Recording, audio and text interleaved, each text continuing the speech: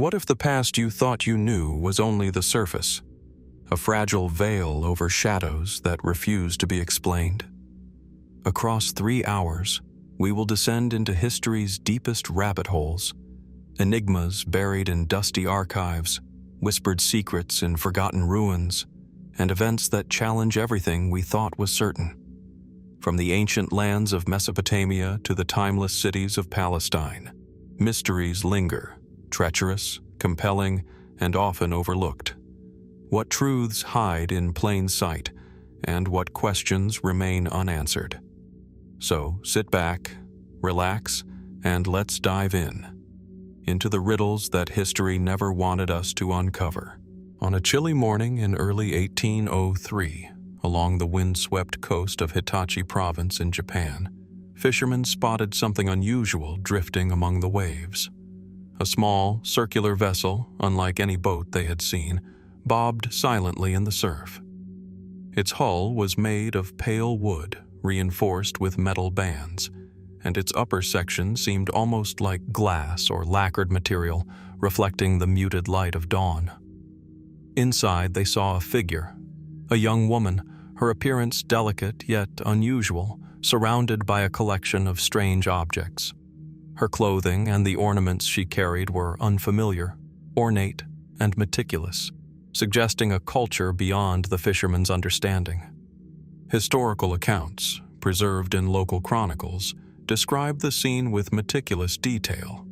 The vessel, often referred to as an Utsuro-bune, meaning hollow ship, was roughly 3 to 4 meters in diameter, circular in shape, and topped with a dome-like structure. Its construction seemed advanced for the period, leading to speculation about the origins of its design. Was it merely a curious invention of some local craftsman, or did it hint at something far stranger? The young woman reportedly carried scrolls and manuscripts written in an unknown script, symbols that none of the witnesses could decipher. Some records note that she seemed frightened, yet uninjured, and that she offered gifts to those who approached, gems, intricate carvings, and delicate fabrics. Scholars suggest several plausible explanations. Some propose that the Utsuro-bune was an experimental vessel, perhaps an early attempt at a self-contained boat capable of floating for extended periods. Others consider the story a product of folklore, a coastal tale amplified over time into a legend. Yet, what strikes historians is the consistency of the accounts across multiple regions.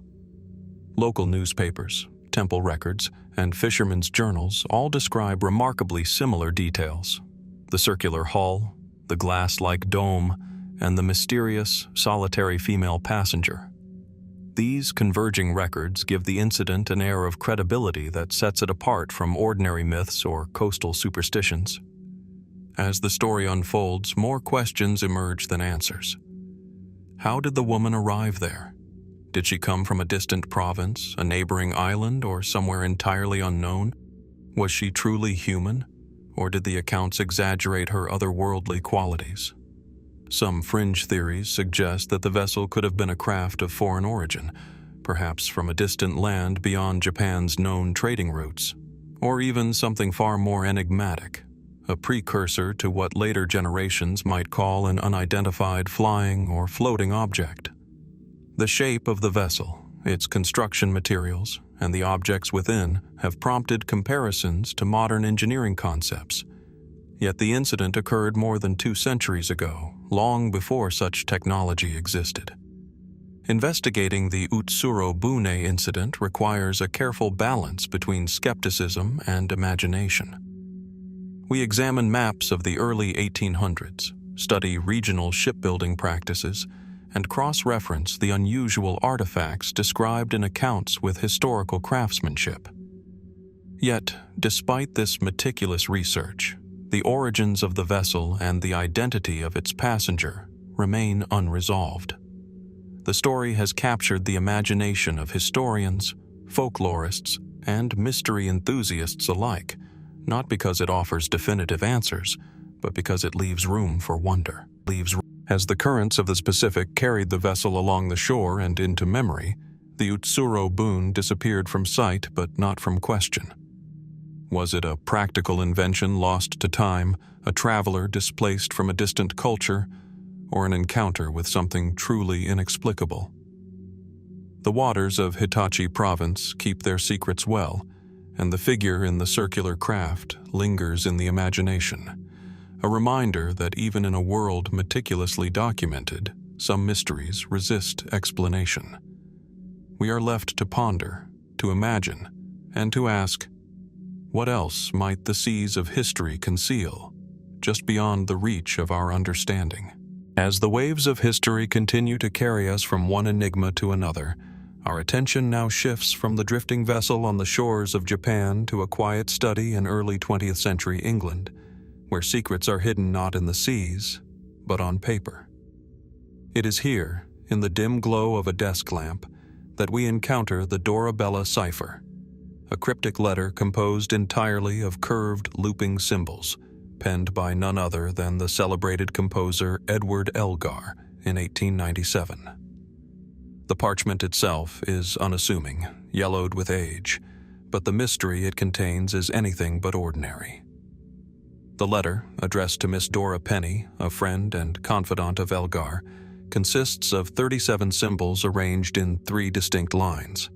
Each character is composed of semicircular shapes, oriented in different directions, forming an alphabet unlike any conventional system. The visual simplicity of the curves belies the complexity of what may lie encoded within. To an observer, it seems playful, almost whimsical, yet every detail was intentional.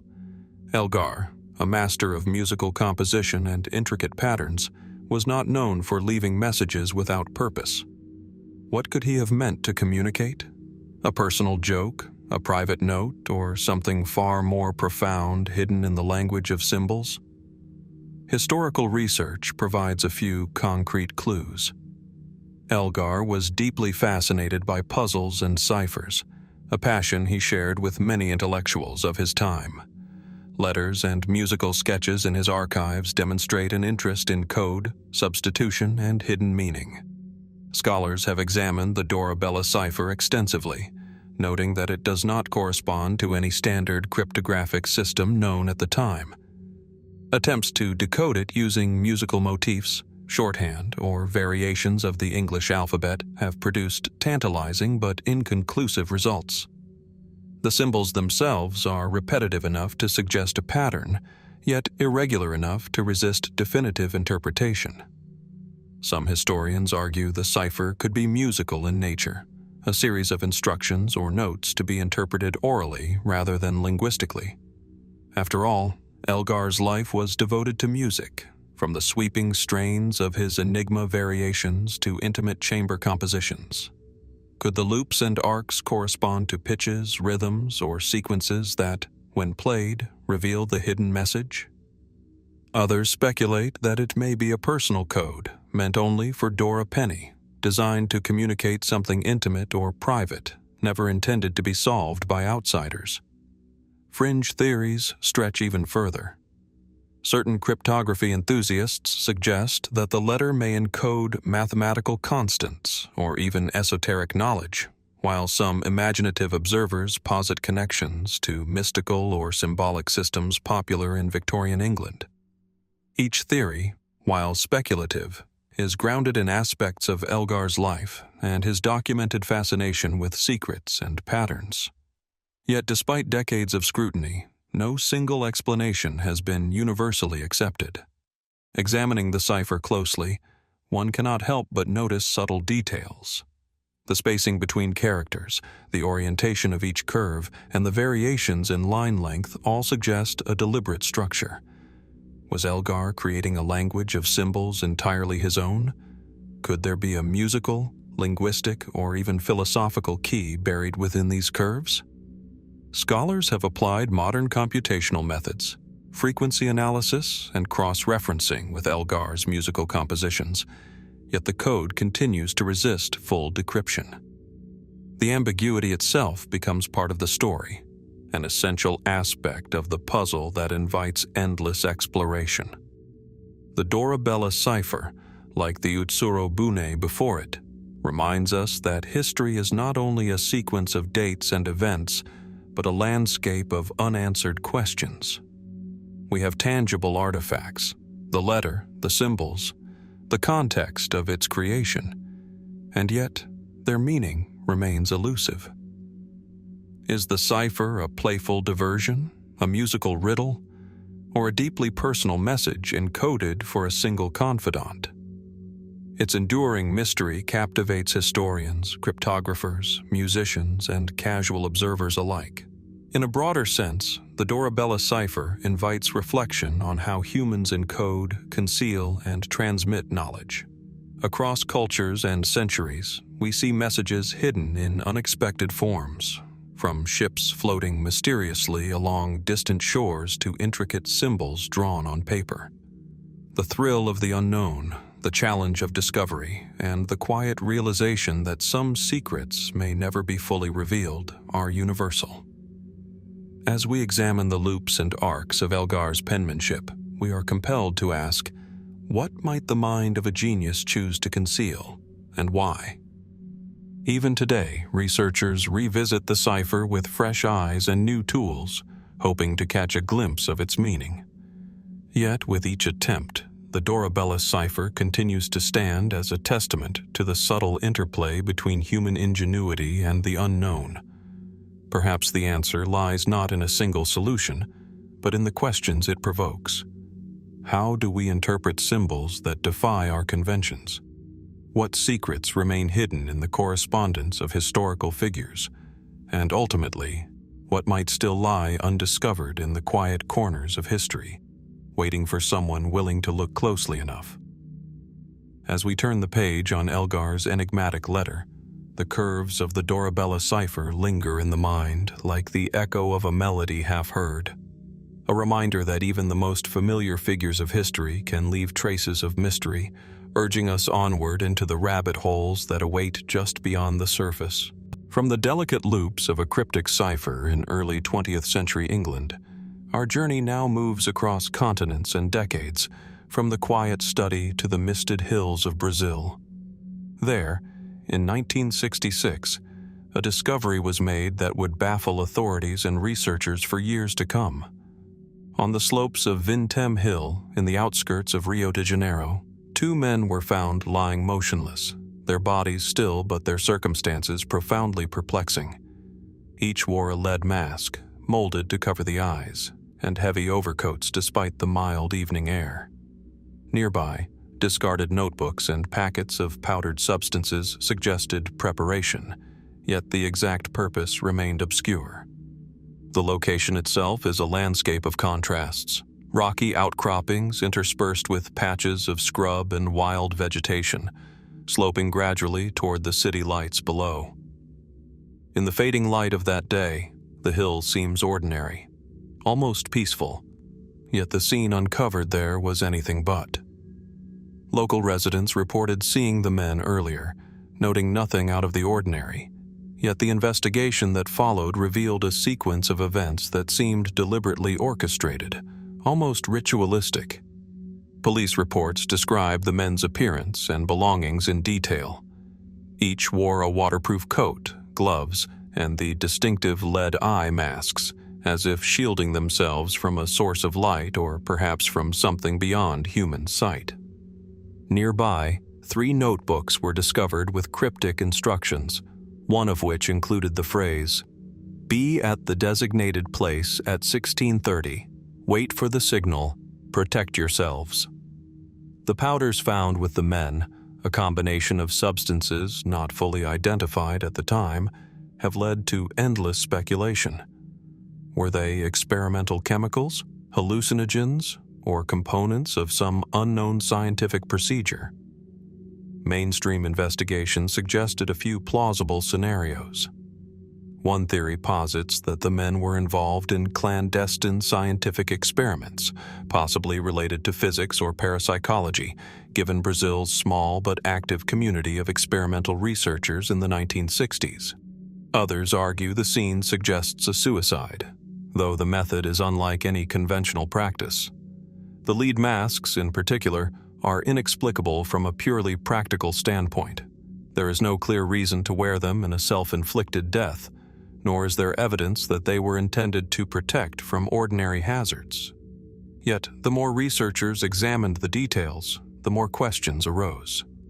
Could this have been part of a ritual, some esoteric ceremony meant to induce a spiritual or altered state?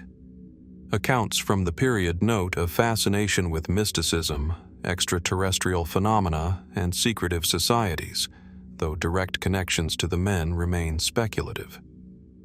Some enthusiasts suggest that the powders, when combined with the timing and the masks, might have been intended to trigger a form of consciousness-expanding experience.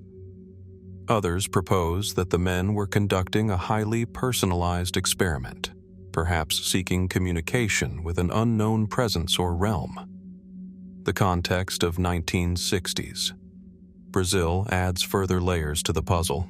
Amid political unrest, social change, and rapid urbanization, alternative philosophies and esoteric practices found fertile ground. The men's backgrounds, partially reconstructed from interviews with friends and colleagues, suggest that they were intelligent, methodical, and deeply interested in science and the unknown. Yet none had expressed intentions or beliefs that could fully account for their final actions. The combination of meticulous preparation and the bizarre, ritualistic elements suggests a scenario that was deliberate but remains largely inscrutable. Visualizing the scene on Vintém Hill, one is struck by the juxtaposition of ordinariness and enigma. The rocky terrain, the fading sunset, and the distant hum of the city all stand in contrast to the precise arrangement of the men's final moments. Did they choose that particular spot for its isolation, its view, or some unknown alignment? Was the timing dictated by celestial events, chemical reactions, or a signal we may never know? Every detail invites speculation, yet no single explanation resolves the mystery. Fringe theories have attempted to fill the gaps left by incomplete data. Some suggest the men were in contact with extraterrestrial intelligence, conducting a form of voluntary communication, with the masks designed to shield their eyes from an intense light source. Others propose an experimental method of self-induced trance, perhaps seeking transcendence or revelation. Each hypothesis, while speculative, is grounded in fragments of evidence: the masks, the powders, the notebooks, the precise timing. Yet none can be confirmed definitively, and the passage of decades has only deepened the intrigue. The lead masks of Vintém Hill, much like the Dorabella Cipher or the Utsuro-bune Incident, reveal how history sometimes preserves questions more than answers. Objects, texts, and artifacts can point us toward truths, yet simultaneously obscure them. The masks themselves, heavy and opaque, are a metaphor. We can see the outlines of a mystery, but the details remain hidden, just beyond the reach of understanding.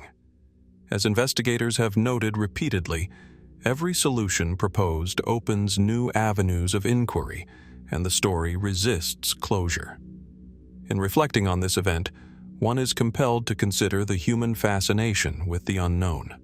Across centuries and continents, people have hidden messages, constructed puzzles, and pursued experiences that challenge ordinary perception. From a mysterious letter in England to the drifting vessel on Japanese shores, and now to a quiet hill in Brazil, there is a through line: curiosity, preparation, and the willingness to confront the inexplicable. What drives someone to don a lead mask, take unknown substances, and await a signal from beyond?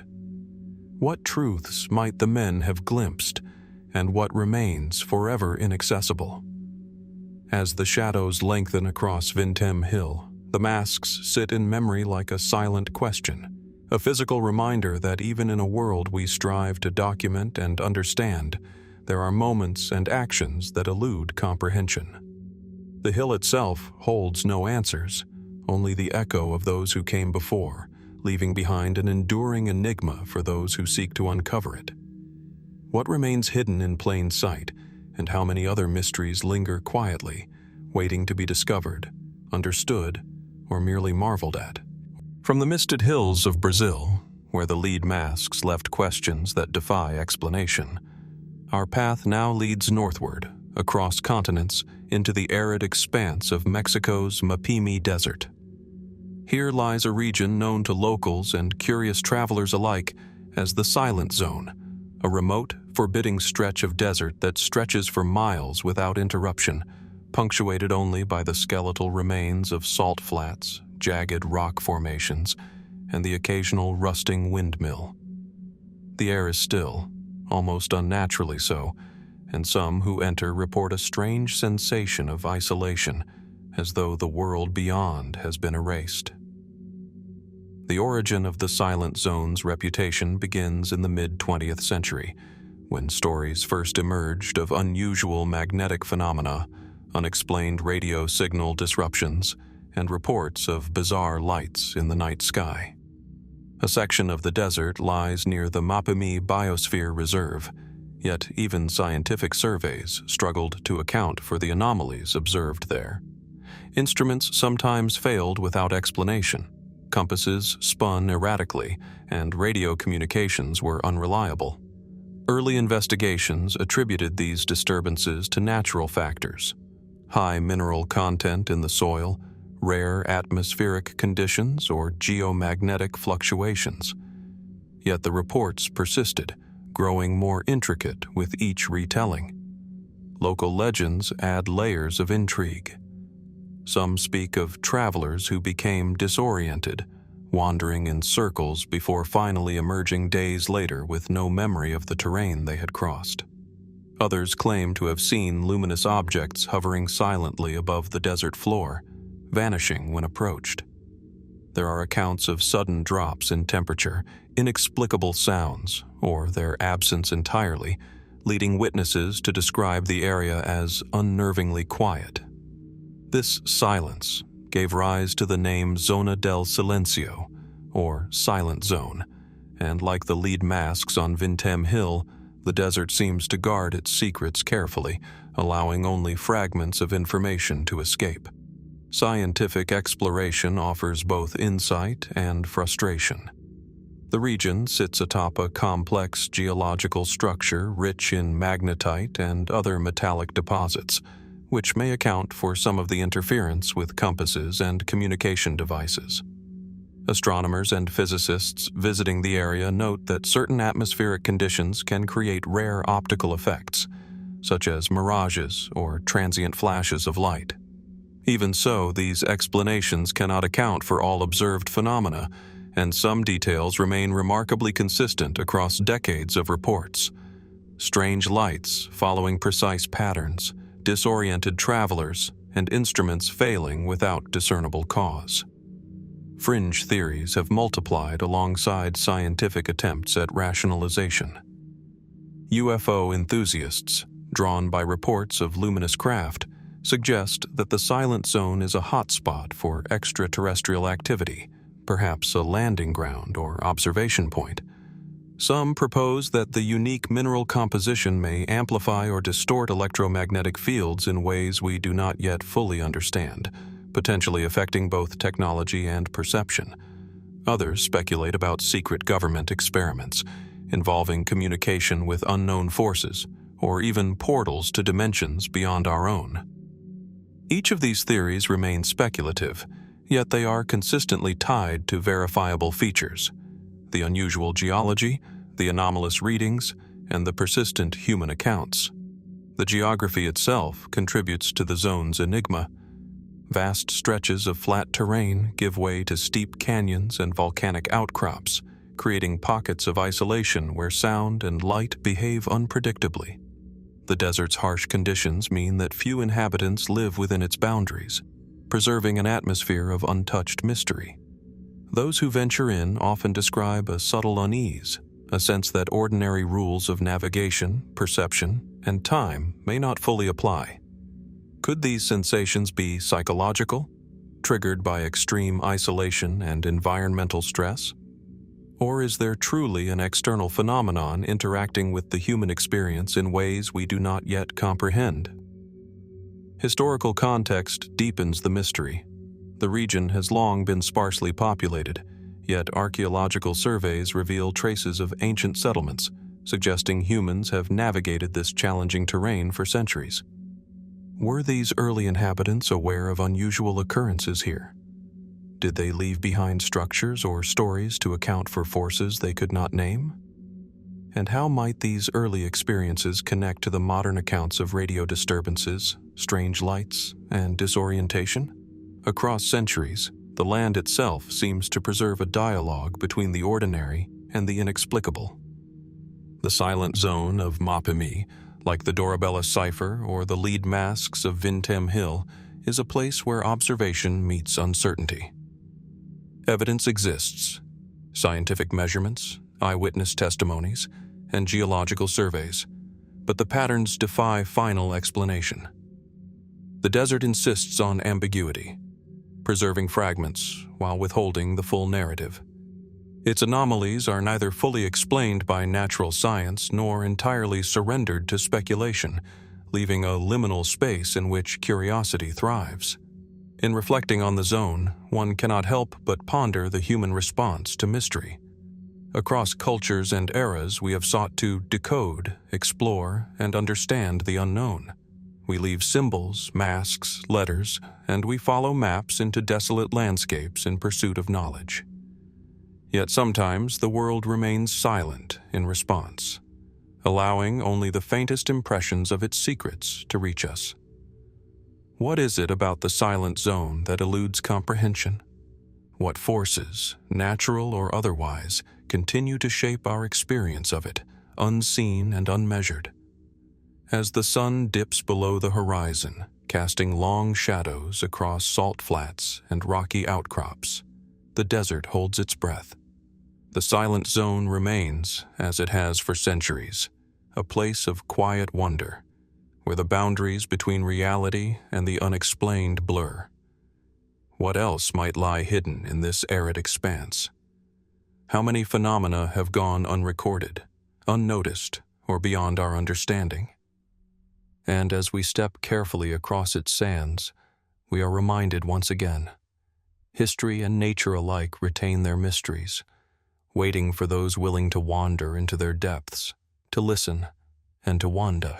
From the vast, silent stretches of Mexico, where the desert itself seemed to guard secrets, our journey now moves northeast across Europe to the rugged Carpathian foothills of modern-day Romania. Here lies Sarmizegetusa Regia, the ancient Dacian capital, perched high on the Orashtia Mountains. Amid dense forests and jagged stone outcrops, archaeologists uncovered a network of stone structures that have sparked both fascination and debate. Circular sanctuaries, massive stone pillars, and alignments whose precision suggests a purpose beyond the ordinary. Some researchers have begun referring to the site as an energy platform, a term that captures the sense of power, mysterious, unseen, yet palpably present, emanating from the carefully arranged stones. Approaching the site, one is immediately struck by the scale and precision of its construction. Large stone blocks, hewn from local quarries, form concentric circles and terraces aligned with astonishing regularity to cardinal points. At the center of several sanctuaries, massive pillars rise like silent sentinels, their surfaces etched with patterns and symbols whose meaning is still debated. Archaeologists note that these arrangements are far from random. The lines connecting the stones correspond to solar and lunar events, and some align with constellations visible in the night sky during the winter solstice. The more one studies the site, the more it appears as though it was designed to interact with natural forces, though how and why remains uncertain. Historical records provide partial context. Sarmizegetusa was the political and religious heart of the Dacian kingdom, flourishing before Roman conquest in 106 AD. Classical sources describe elaborate ceremonies, ritual fires, and sacred gatherings, yet none of these accounts explain the stone layouts in detail. Modern excavation has revealed terraced sanctuaries, circular and rectangular foundations, and an intricate system of water channels and aqueducts. Some researchers propose that these features were not merely symbolic but functional, perhaps designed to focus energy in ways we cannot fully measure today. Could these structures have been a kind of ancient observatory, a place of spiritual resonance, or something altogether different, a platform engineered to manipulate forces that modern science is only beginning to understand? Mainstream interpretations focus on religious and astronomical purposes. The alignment with celestial events suggests a sophisticated understanding of the movements of the sun, moon, and stars. Some of the circular sanctuaries resemble sanctified spaces in other ancient cultures, designed for rituals and ceremonies. The precision of the stonework, the geometry, and the apparent acoustics all point to a deliberate and highly organized society capable of feats that continue to impress modern engineers. Yet these explanations, while grounded, leave many questions unresolved. Why these specific sites? Why such enormous effort for structures whose exact function remains elusive? Fringe and speculative theories add layers of intrigue. Some enthusiasts suggest that Sarmizegetusa was more than a religious or administrative center. It may have served as a geometric amplifier, channeling energy through the stones and across the mountains. Proponents point to unusual magnetic readings, reports of faint electromagnetic anomalies, and the harmonic resonance of the stone pillars under specific conditions. Others speculate that the Dacians may have been aware of forces lost to modern knowledge, perhaps even manipulating energy in ways akin to the myths of power places or ley lines found around the world. While such claims remain unproven, the consistency of certain measurements and alignments invites curiosity and further investigation. The geography of Sarmizegetusa amplifies the sense of mystery. The site is perched atop a plateau surrounded by dense forest, with steep cliffs on one side and valleys that stretch toward distant peaks. The location itself is commanding, providing both strategic advantage and a sense of isolation. Observing the structures from above, the patterns emerge not as haphazard constructions, but as deliberate geometric designs that suggest purpose and intention.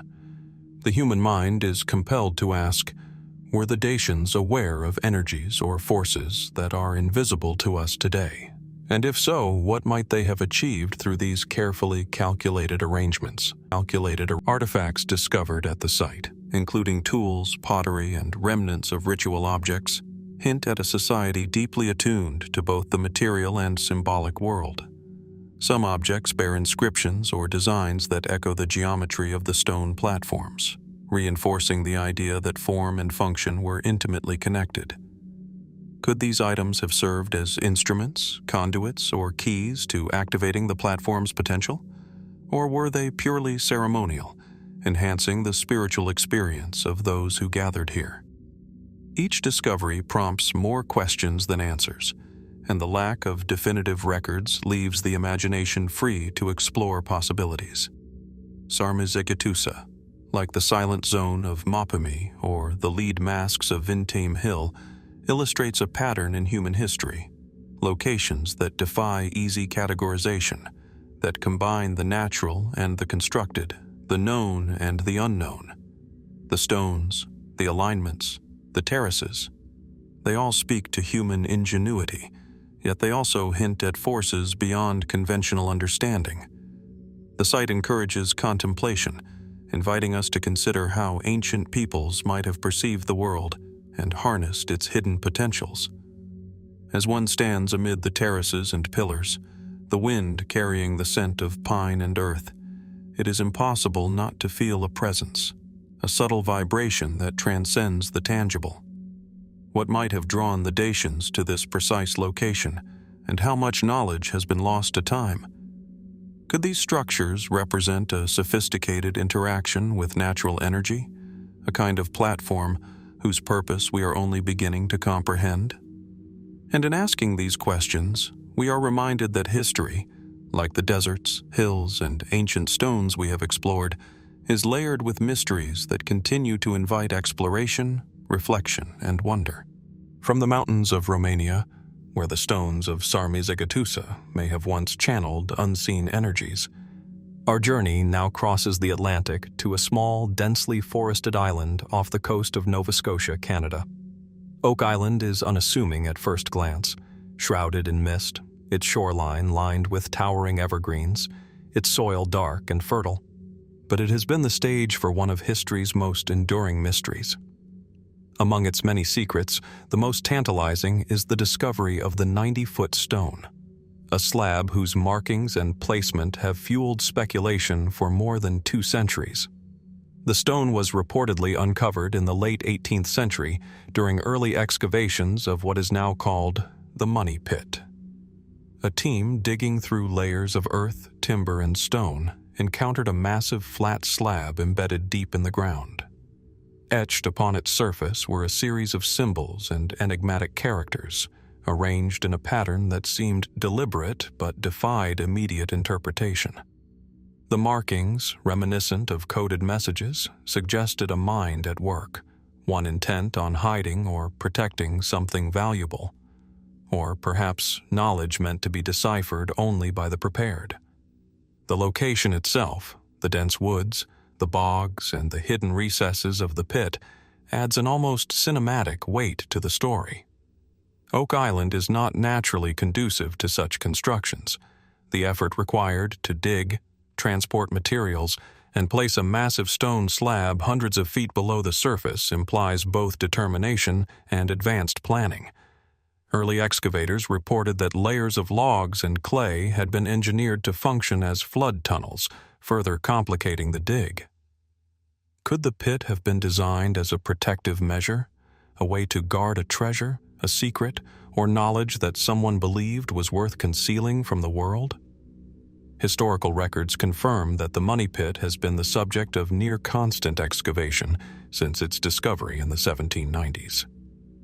Teams have uncovered layers of wooden platforms, stone slabs, and shafts that descend deep into the earth.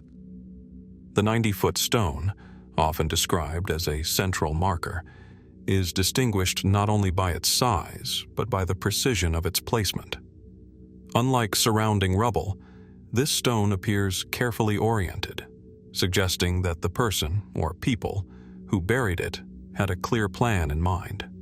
Some of the symbols reportedly resemble characters from Latin, Phoenician, or other archaic alphabets, though none have been definitively translated.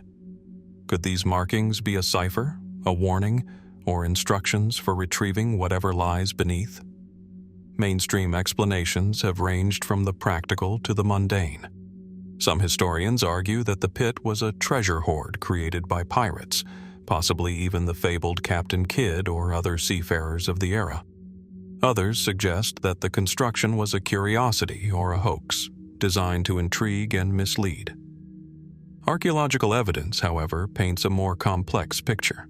The engineering required to construct flood tunnels, the depth of the pit, and the layering of materials indicate deliberate intent and considerable expertise.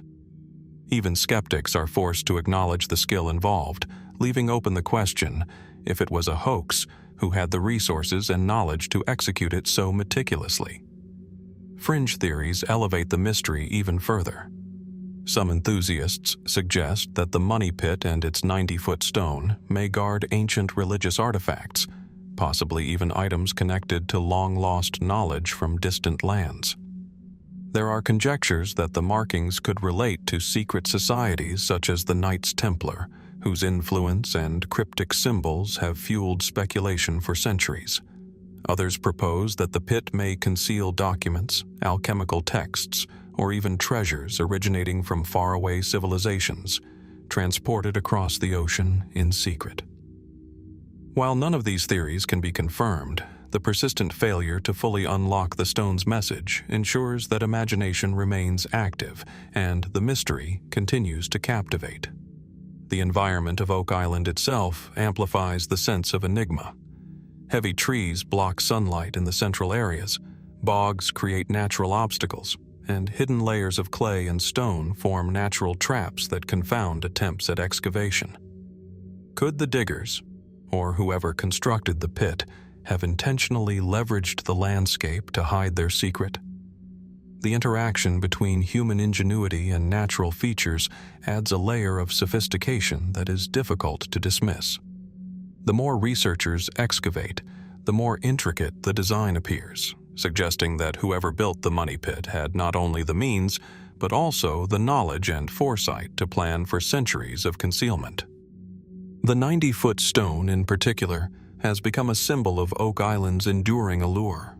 Its markings remain partially interpreted at best. Each attempted translation or theory opens new avenues of speculation.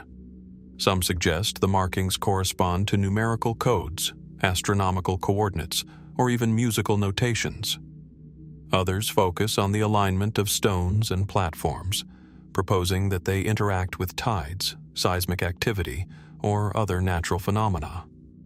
The combination of precise engineering, unexplained markings, and the persistent failure to retrieve a confirmed treasure creates an enduring tension between fact and speculation, a tension that has defined Oak Island for generations. Standing on the island today, one can imagine the determination required to carve, transport, and position a stone of such size and precision deep beneath the earth. The air carries a quiet weight, as if the island itself guards the secret buried below. What compelled those who built the pit to invest so much effort in concealment? Was it treasure, knowledge, or a combination of both? And what messages might the 90-foot stone contain, hidden in its cryptic markings, waiting for someone patient enough or perceptive enough to decode them? The Oak Island 90-foot stone reminds us that history is not always linear or fully documented. Some mysteries demand persistence, observation, and imagination to approach even a partial understanding. Like Sarmizegetusa, the Silent Zone, or the lead masks of Vintém Hill, the stone challenges us to consider the ingenuity, secrecy, and ambition of those who came before. What lies beneath Oak Island may never be fully revealed, yet the act of seeking, of questioning, continues to connect us across centuries to those who shaped this enigma, and to the questions that still hover, unresolved, in the layers of earth and memory. From the dense forests and hidden treasures of Oak Island, where secrets lie buried beneath layers of soil and stone, our journey turns to the quiet streets and moonlit homes of Pascagoula, Mississippi, in the sweltering summer of 1942. Unlike the massive constructions of Oak Island or the geometric precision of Sarmizegetusa, this mystery unfolds not in stone or soil, but in the intimate spaces of ordinary households, leaving its mark in whispers and subtle traces. It is here that the unsettling phenomenon known as the Phantom Barber began, a figure who entered homes under the cover of darkness, leaving behind a trail both baffling and eerie. The town of Pascagoula was small, tight-knit, and by many accounts ordinary, its people accustomed to the rhythms of a southern coastal community. Yet in the summer months, reports began to surface of an intruder entering homes while families slept. The phenomenon was peculiar. The Phantom Barber did not steal money, jewels, or possessions. Instead, he would quietly cut locks of hair from unsuspecting residents, primarily women and girls, often leaving a few hairs neatly trimmed on pillows or floors as if to mark his presence. The acts themselves were invasive, but strangely deliberate, evoking fascination as much as fear. Initial police reports documented the pattern with meticulous care. Victims described hearing noises in the night, the faint scrape of scissors, the quiet footsteps on floorboards, and a sense of being watched, yet no one ever saw the intruder. Neighbors reported seeing shadows moving between houses, yet attempts at pursuit or surveillance failed to yield results. The consistency of the incidents, the timing, the careful avoidance of confrontation, the selective targeting, suggests a methodical mind, operating with caution and intent. Who was this figure, and why this particular behavior? Mainstream explanations at the time focused on practical possibilities. local pranksters, juvenile mischief, or the disturbances of restless townsfolk during a time of societal stress. Yet the Phantom Barber's actions seem to transcend ordinary mischief. The methodical precision, the careful avoidance of detection, and the repeated targeting over several weeks indicate someone acting with purpose, possibly even ritualistic intent. Local law enforcement, overwhelmed by the persistence of the intrusions, conducted patrols and interviews, yet the figure remained elusive, leaving only the evidence of their presence in the form of cut hair. As the investigation unfolded, speculative theories began to emerge. Some suggested a psychological motive, perhaps an individual grappling with inner compulsions or obsessions. Others proposed more macabre possibilities. Could the axe be part of a ritualistic pattern, drawing from obscure folklore or arcane practices? A few accounts even hinted at the Phantom Barber operating with a form of social commentary or symbolic intent, targeting specific families or households for reasons that remain unclear. While these ideas cannot be verified, they underscore the difficulty of interpreting human behavior that defies conventional logic. The geography and culture of Pascagoula contribute to the eerie resonance of the story. Narrow streets, closely built homes, and dense humidity create an environment where sounds travel unpredictably. Shadows shift with every flicker of lamplight, and the ordinary can quickly take on an unsettling aspect. Residents describe a heightened awareness in the days following each intrusion, a sense that the very walls of their homes could not fully protect them. In this way, the Phantom Barber transforms an ordinary summer night into a landscape of anxiety and speculation, where mystery permeates the air as palpably as the heat. Eyewitness accounts and police documentation form a fragmented but compelling record. Victims reported subtle details, faint smells, misplaced objects, or the sensation of a presence near their beds. Some described waking to see a shadow receding from the doorway, only to find evidence of the haircuts moments later. The absence of violence, combined with the careful precision of the intrusions, points to a character who was meticulous and perhaps psychologically complex. Could the Phantom Barber have been motivated by curiosity, obsession, or even a compulsion that we can scarcely comprehend? Fringe interpretations add further intrigue. Some theorists suggest the phenomenon may have been linked to broader social anxieties during the World War II era, reflecting fears of intrusion and vulnerability. Others speculate about ritualistic or symbolic dimensions, perhaps connecting the act of cutting hair to superstitions, beliefs in energy transfer, or even early undocumented forms of psychological experimentation. Unlike Oak Island's buried stone or Sarmizegetusa's geometric marvels, the evidence here is ephemeral, leaving investigators to piece together patterns from fleeting traces and human memory. Reflecting on the Phantom Barber, one cannot help but consider the tension between ordinary life and the inexplicable. The acts themselves were small, subtle, almost invisible, yet they left an outsized impact on the community. They reveal a human fascination with intrusion and secrecy, with the unseen forces that touch our lives in ways we cannot always explain. Each haircut, each careful avoidance of detection, creates an enduring puzzle, a whisper of mystery in the fabric of daily existence. Like Oak Island's 90-foot stone, the silent zone of Mapimí, or the lead masks of Vintém Hill, the Phantom Barber phenomenon reminds us that history is layered and that human experience often carries the imprint of enigma. Ordinary locations can harbor extraordinary mysteries. Actions that appear minor when examined closely can reveal complexity, intention, and subtle symbolism. And sometimes, the most perplexing mysteries are not the ones buried deep beneath the earth or engraved in stone, but the ones that touch our lives quietly, leaving us unsettled, intrigued, and compelled to ask, who was the Phantom Barber, and what drove them to act in the dead of night.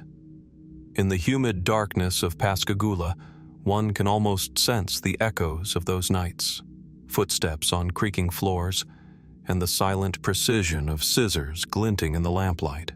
The mystery persists, inviting us to wonder, are there truths still concealed behind ordinary facades, hidden in the quiet corners of human behavior, waiting for someone patient enough to uncover them?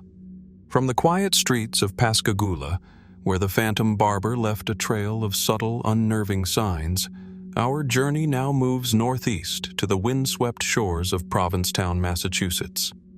Here, at the very tip of Cape Cod, the Atlantic stretches endlessly, its waters reflecting both the beauty and the isolation of the region. It is along these rugged coastlines and narrow streets that reports emerged of a phenomenon both startling and elusive: the Black Flash, a fleeting, shadowy presence glimpsed by fishermen, lighthouse keepers, and late-night wanderers alike. The first documented sightings occurred in the early 20th century, though local folklore suggests that the phenomenon may have been observed for decades prior. Witnesses describe a sudden, dark figure moving with impossible speed across the docks, beaches, or narrow alleyways, sometimes appearing at the periphery of vision and vanishing almost immediately. Unlike ordinary shadows, the Black Flash seems to interact with its environment in subtle ways. A rope moves, a lantern flickers, or the faint sound of footsteps is heard, yet no source is ever identified. Its presence is fleeting, almost imperceptible, yet it leaves a lingering sense of unease that persists long after the moment has passed. Historical accounts, recorded in local newspapers and fishermen's journals, emphasize both consistency and ambiguity. Descriptions vary slightly. Some report a humanoid form, others a shifting silhouette, but all agree on its suddenness and the impossibility of catching it. Attempts to capture the Black Flash on camera or track it systematically failed, further fueling speculation. Scientists and skeptics have suggested that atmospheric conditions, optical illusions, or human perception under low-light conditions could account for some sightings. The fog, wind, and reflections on water create a landscape where the eye can be easily deceived, and the mind fills gaps with expectation and fear. Yet the phenomenon resists simple explanation. Witnesses often report feelings of recognition, as though the presence is aware of them, moving with intention rather than randomness. In some cases, animals react with alarm before humans even perceive the figure, suggesting a sensitivity to forces or movements imperceptible to the human eye. Could this be a natural phenomenon amplified by the senses? Or is there a more enigmatic explanation at work? The persistence of reports over decades, across diverse observers, hints at something that cannot be fully reduced to optical trickery or imagination. The geography of Provincetown enhances the mystery. Narrow streets, often empty in the pre-dawn hours, combine with low-hanging fog and the reflective waters of the harbor to create a liminal environment where perception can shift subtly. Lighthouses, with their rotating beams, cast fleeting shadows, while the Atlantic wind carries sounds unpredictably. Could these natural conditions interact with an unknown factor, producing a visual or sensory effect that remains unrecorded by instruments? Some witnesses describe a sense of energy in the air during sightings, a tension that is difficult to quantify but impossible to ignore. Fringe theories surrounding the Black Flash are as varied as the reports themselves. Some suggest the phenomenon is a spectral presence, a ghostly residue of past events in a region rich with maritime history. Provincetown has been a site of shipwrecks, lighthouse tragedies, and naval activity, and some researchers speculate that intense human emotion or trauma may leave subtle imprints on the environment. Others propose that the Black Flash could be a form of previously undocumented natural energy, a fleeting interaction between atmospheric, electromagnetic, or optical conditions that manifests briefly and unpredictably. There are even accounts linking the phenomenon to rare meteorological events, such as ball lightning or high-altitude electrical discharges, though these explanations remain speculative and cannot account for the consistency of human encounters. Eyewitness reports, while anecdotal, reveal patterns. The black flash often appears near the water, yet sometimes emerges inland along streets or between buildings. Its movement is fast, deliberate, and almost sentient in nature, creating a sense that it is observing rather than hiding. The timing is unpredictable, sometimes occurring at dusk, sometimes under the cover of pre-dawn darkness, reinforcing the difficulty of study. Attempts at surveillance, whether by photographers, scientists, or amateur investigators, consistently failed to produce tangible evidence, leaving only stories, sketches, and recorded testimonies as traces of the phenomenon. Reflecting on the black flash, one is struck by the intersection of environment, perception, and the unknown. Unlike the deliberate constructions of Sarmizegetusa or the hidden mechanisms of Oak Island, this mystery is ephemeral, experienced individually, yet reported collectively.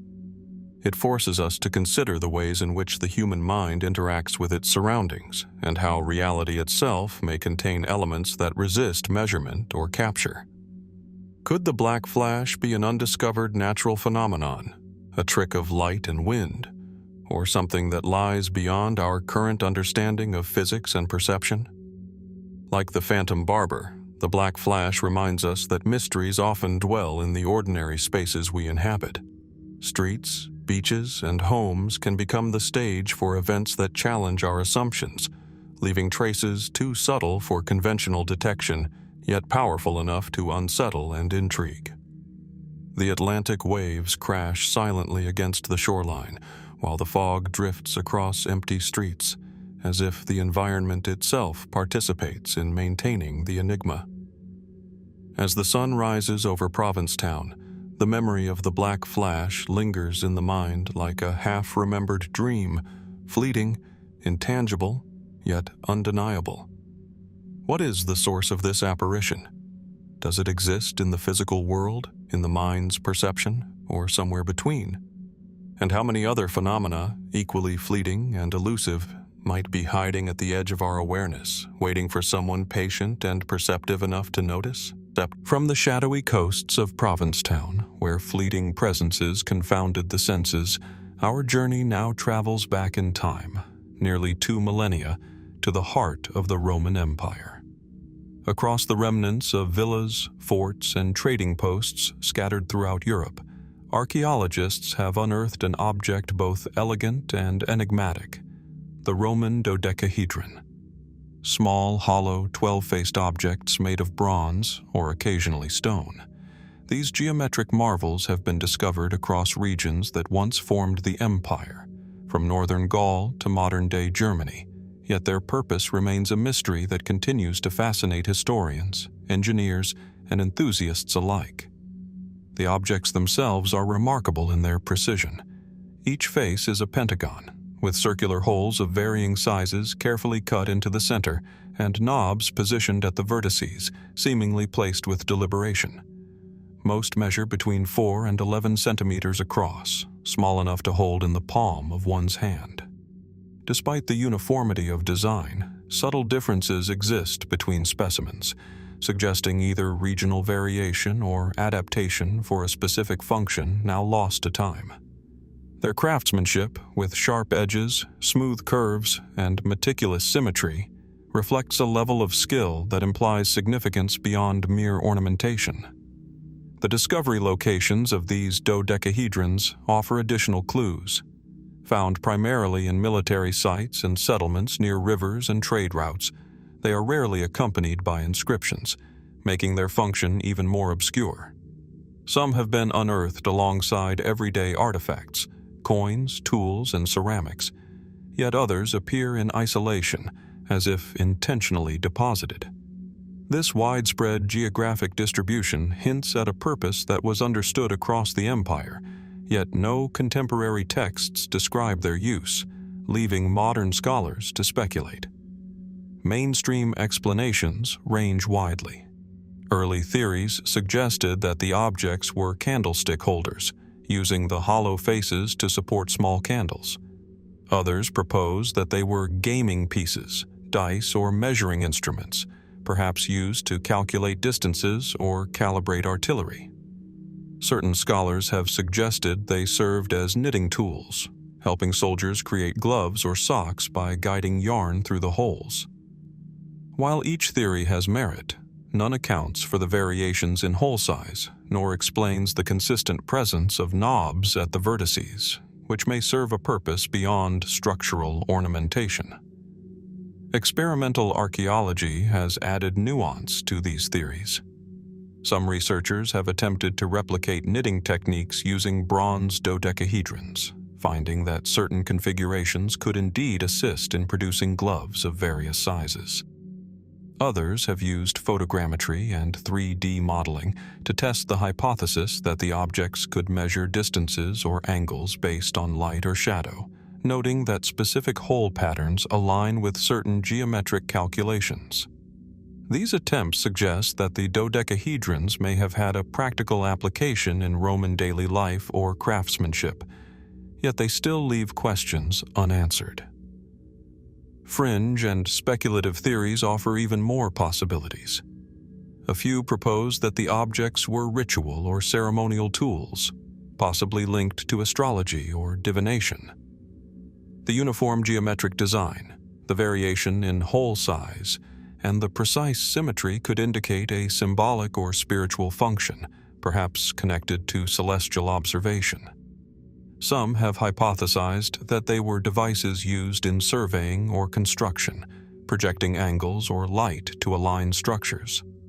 Others, more imaginative, suggest they may have had a function in secret societies, transmitting coded messages through spatial patterns.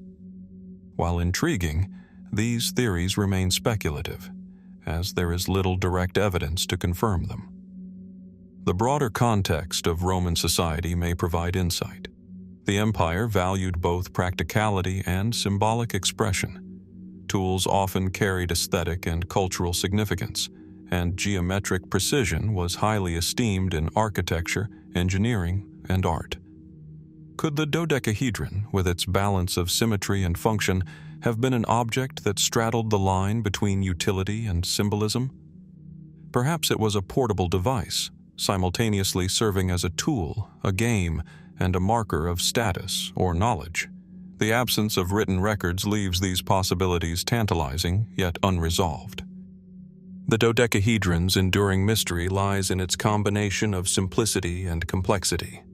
12 faces, 12 vertices, carefully sized holes, and symmetrical knobs all hint at intentionality, yet the purpose remains hidden.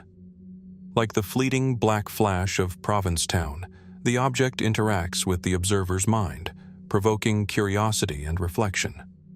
Handling a replica, one can feel the weight of thought that went into its creation, the centuries of human experience encoded in its angles and holes, and the unanswered questions it still carries. Consider the geometric elegance. Could the holes have been used to measure celestial angles, or guide light during specific times of day? Could the objects have functioned as teaching tools, instructing apprentices in mathematics or engineering? Perhaps they served multiple purposes, simultaneously functional, educational, and symbolic, objects whose full significance we cannot fully reconstruct. The dodecahedrons invite contemplation, not just of their creator's ingenuity, but of the ways knowledge, utility, and artistry intertwined in Roman culture. As we hold one in the mind's eye, its hollow faces and protruding knobs evoke both precision and secrecy. The Roman dodecahedron, like Oak Island's 90-foot stone, the silent zone of Mapimí, or the lead masks of Vintém Hill, reminds us that objects from the past often carry knowledge just beyond our grasp. They challenge our assumptions, invite speculation, and encourage curiosity. What was the true function of these 12-faced objects? Were they practical tools, symbolic instruments, or perhaps something lost entirely to time? And as we study them, what other innovations, insights, or secrets of the ancient world remain hidden, waiting for the patient observer to uncover them? From the precise craftsmanship of Roman dodecahedrons, where symmetry and mystery converge in bronze, our journey now moves to the arid landscapes of the Judean desert near the Dead Sea, in the region historically known as Palestine. Here, hidden within the rugged cliffs and caves of Qumran, archaeologists uncovered a find unlike any other: the Copper Scroll, an artifact as puzzling as it is enduring. Unlike the fragile parchments of the Dead Sea Scrolls, this scroll is etched into sheets of copper, resistant to decay, and inscribed with a catalog of treasures whose locations have remained tantalizingly elusive for nearly 2 millennia. The Copper Scroll is immediately striking. Rolled into a cylinder, it measures roughly 2 feet in length, and its surface is meticulously inscribed with hundreds of characters, carved deep enough to endure time and corrosion. Its language is a form of Hebrew, yet the style is unique, almost utilitarian, listing deposits of gold, silver, and precious artifacts, accompanied by cryptic directions referencing valleys, caves, and landmarks that may have been familiar to its creators, but are now partially obscured by centuries of erosion and human activity. Unlike other scrolls, it reads less like scripture and more like an inventory, a map, a ledger, and a puzzle all at once. The historical context is compelling. The scroll is generally dated to the 1st century AD, a period of social unrest, Roman occupation, and Jewish resistance. It suggests a deliberate effort to conceal wealth, possibly belonging to the temple in Jerusalem, wealthy families, or factions preparing for survival during tumultuous times. Yet no other scroll offers such a precise yet cryptic record of treasure locations. The locations themselves, some described in relation to mountains, valleys, and streams, have challenged modern scholars who attempt to reconcile the text with present-day geography. Many features referenced in the scroll may have changed over the past 2,000 years, washed away by erosion, or transformed by human settlement. Mainstream scholarship generally interprets the scroll as a list of hidden valuables, possibly connected to the destruction of the Second Temple in 70 AD. Some researchers argue that the treasures were hidden during times of crisis to protect them from Roman looting.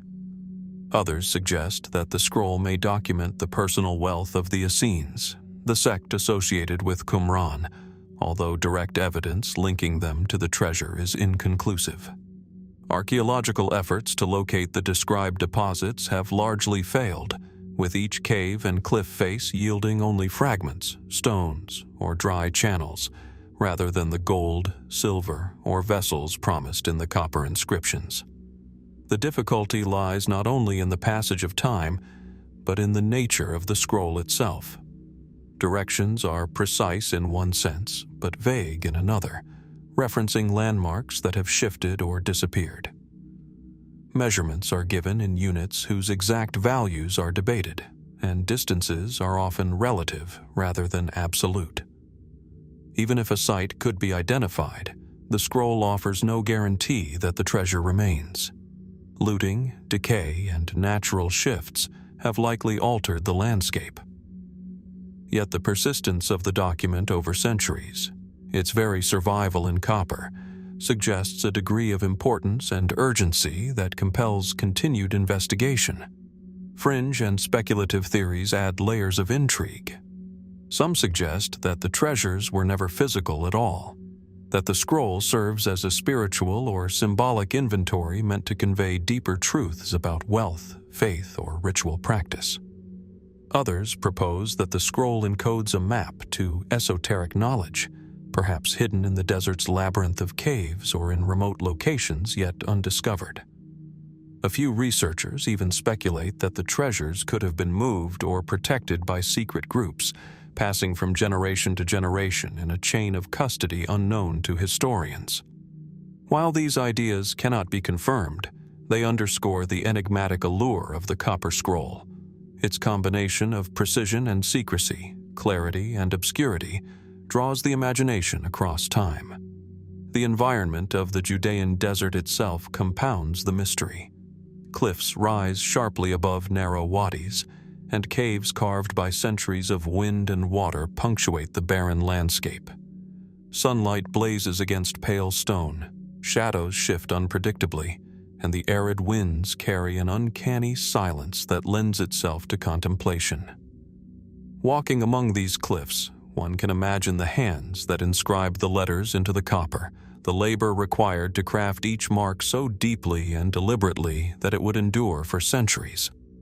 Could the creators have anticipated the fall of Jerusalem, the scattering of their people, and the relentless passage of time?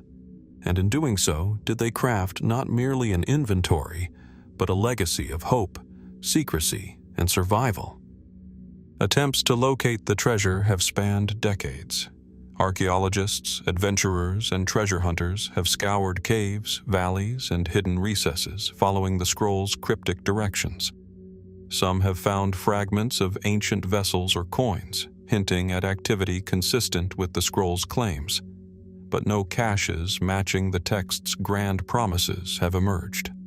Satellite imagery, ground-penetrating radar, and modern surveying tools have enhanced the search, yet each discovery seems to deepen the mystery rather than resolve it. Reflecting on the Copper Scroll, one cannot help but marvel at the human impulse to preserve and conceal simultaneously. The creators understood the value of permanence, of secrecy, and of coded communication. Their labor, etched into copper, transcends ordinary writing and becomes a tangible link to a world lost to history. Like the Roman Dodecahedrons, the Oak Island 90-foot stone, or the Silent Zone of Mapimí, the scroll reminds us that human ingenuity often leaves traces that challenge our understanding and defy simple categorization. As the sun sets over the cliffs and salt flats of the Judean desert, the Copper Scroll rests quietly, its treasures, or the secrets of their absence, awaiting discovery. What riches, knowledge, or truths might still lie hidden in the folds of these rugged landscapes? And as we study, measure, and hypothesize, how much of the past remains concealed, silently waiting for the patient observer to uncover it? From the rugged cliffs and hidden treasures of the Judean desert, where the Copper Scroll hints at wealth and secrets lost to time, our journey now turns to the misted hills of Longyou, Zhejiang Province, China. Here, amid rice paddies and gently rolling farmland, lies a series of man-made caverns so vast and precise that they defy ordinary explanation: the Longyou Caves. Unlike natural formations, these subterranean chambers display geometric regularity, massive scale, and surfaces carved with meticulous parallel grooves, features that suggest extraordinary planning, labor, and perhaps knowledge long lost to history. The first impression is awe-inspiring. Entering one of the caves, the visitor is struck by the enormity of the space. Ceilings soar over 30 meters, supported by thick stone pillars, while floors stretch across hundreds of square meters. Every surface, walls, ceilings, and columns, is marked with repeating chisel strokes, evenly spaced and nearly identical across multiple caves, indicating that the labor was deliberate, disciplined, and systematic. The sheer scale of the project is difficult to comprehend. Some estimates suggest that hundreds of thousands of cubic meters of stone were removed, yet there is no evidence of the spoil being deposited nearby. Where did all this material go? And how was it excavated without modern machinery? The Longyou Caves were rediscovered in 1992 by a local villager draining a pond. Beneath the water, enormous chambers emerged, their precise walls and columns rising as though sculpted by giants. Initial exploration revealed at least 24 caves, each with a unique layout, yet all sharing common characteristics: uniform pillar spacing, smooth floors, and ceilings etched with parallel grooves. The repetitive patterns seem almost ritualistic, yet no inscriptions or carvings provide guidance on purpose or construction. Scholars have struggled to reconcile the scale of the work with the apparent lack of documentation in historical records, leaving these caverns shrouded in mystery. Mainstream archaeological perspectives offer several possibilities. Some suggest that the caves may have served practical purposes, perhaps as water storage, grain silos, or secret shelters for local communities. Others propose that the structures were quarries, abandoned before material could be transported for construction. Yet these explanations struggle to account for the precision, uniformity, and aesthetic qualities of the interiors.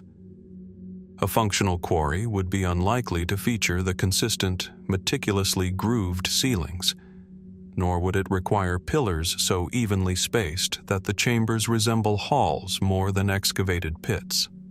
Experimental studies have further deepened the enigma. Engineers and archaeologists have attempted to estimate the manpower and time required to carve the caves using tools available in ancient China, and the results are staggering. Even with a large workforce, the labor necessary to produce such consistent parallel grooves and polished surfaces would have taken decades.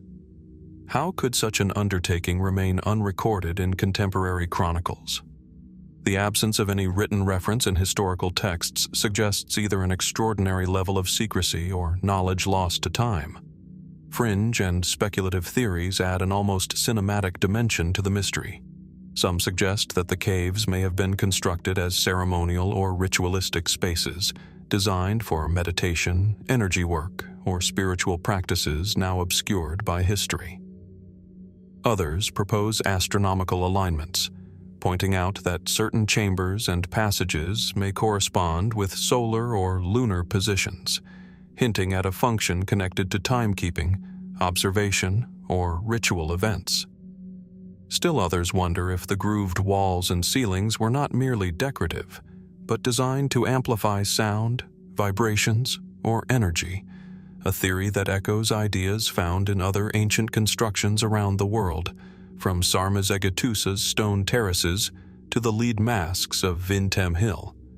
The method of construction remains equally perplexing. The grooves on the walls and ceilings are remarkably uniform, with widths and depths that remain consistent across separate chambers. Traditional chiseling methods could produce similar patterns, yet the level of uniformity and scale challenges conventional expectations. How did ancient workers maintain alignment, spacing, and orientation across such vast spaces without advanced measuring instruments? Could there have been lost techniques, tools, or organizational knowledge that allowed for both speed and precision? Or did the builders possess a level of skill so extraordinary that modern observers can scarcely imagine it? The layout of the caves themselves adds to the intrigue. Chambers are interconnected with low tunnels, often offset to obscure line of sight, creating a labyrinthine network that is disorienting to navigate. Some chambers feature massive platforms, alcoves, or depressions in the floor, suggesting either functional use or symbolic significance. The sheer size of certain rooms, capable of accommodating hundreds of people, raises questions about the social and cultural context. Were these caves places of refuge, communal gathering, ritual, or secrecy? And if so, why leave no written record, no hint in local folklore of such a monumental undertaking? Geography also plays a subtle role in the mystery. The caves lie beneath farmland and gentle hills, accessible yet hidden from casual view, and the surrounding region shows no obvious quarry sites large enough to account for the removed stone. Water levels, soil composition, and erosion patterns suggest that the builders would have had to carefully plan both excavation and drainage to prevent collapse.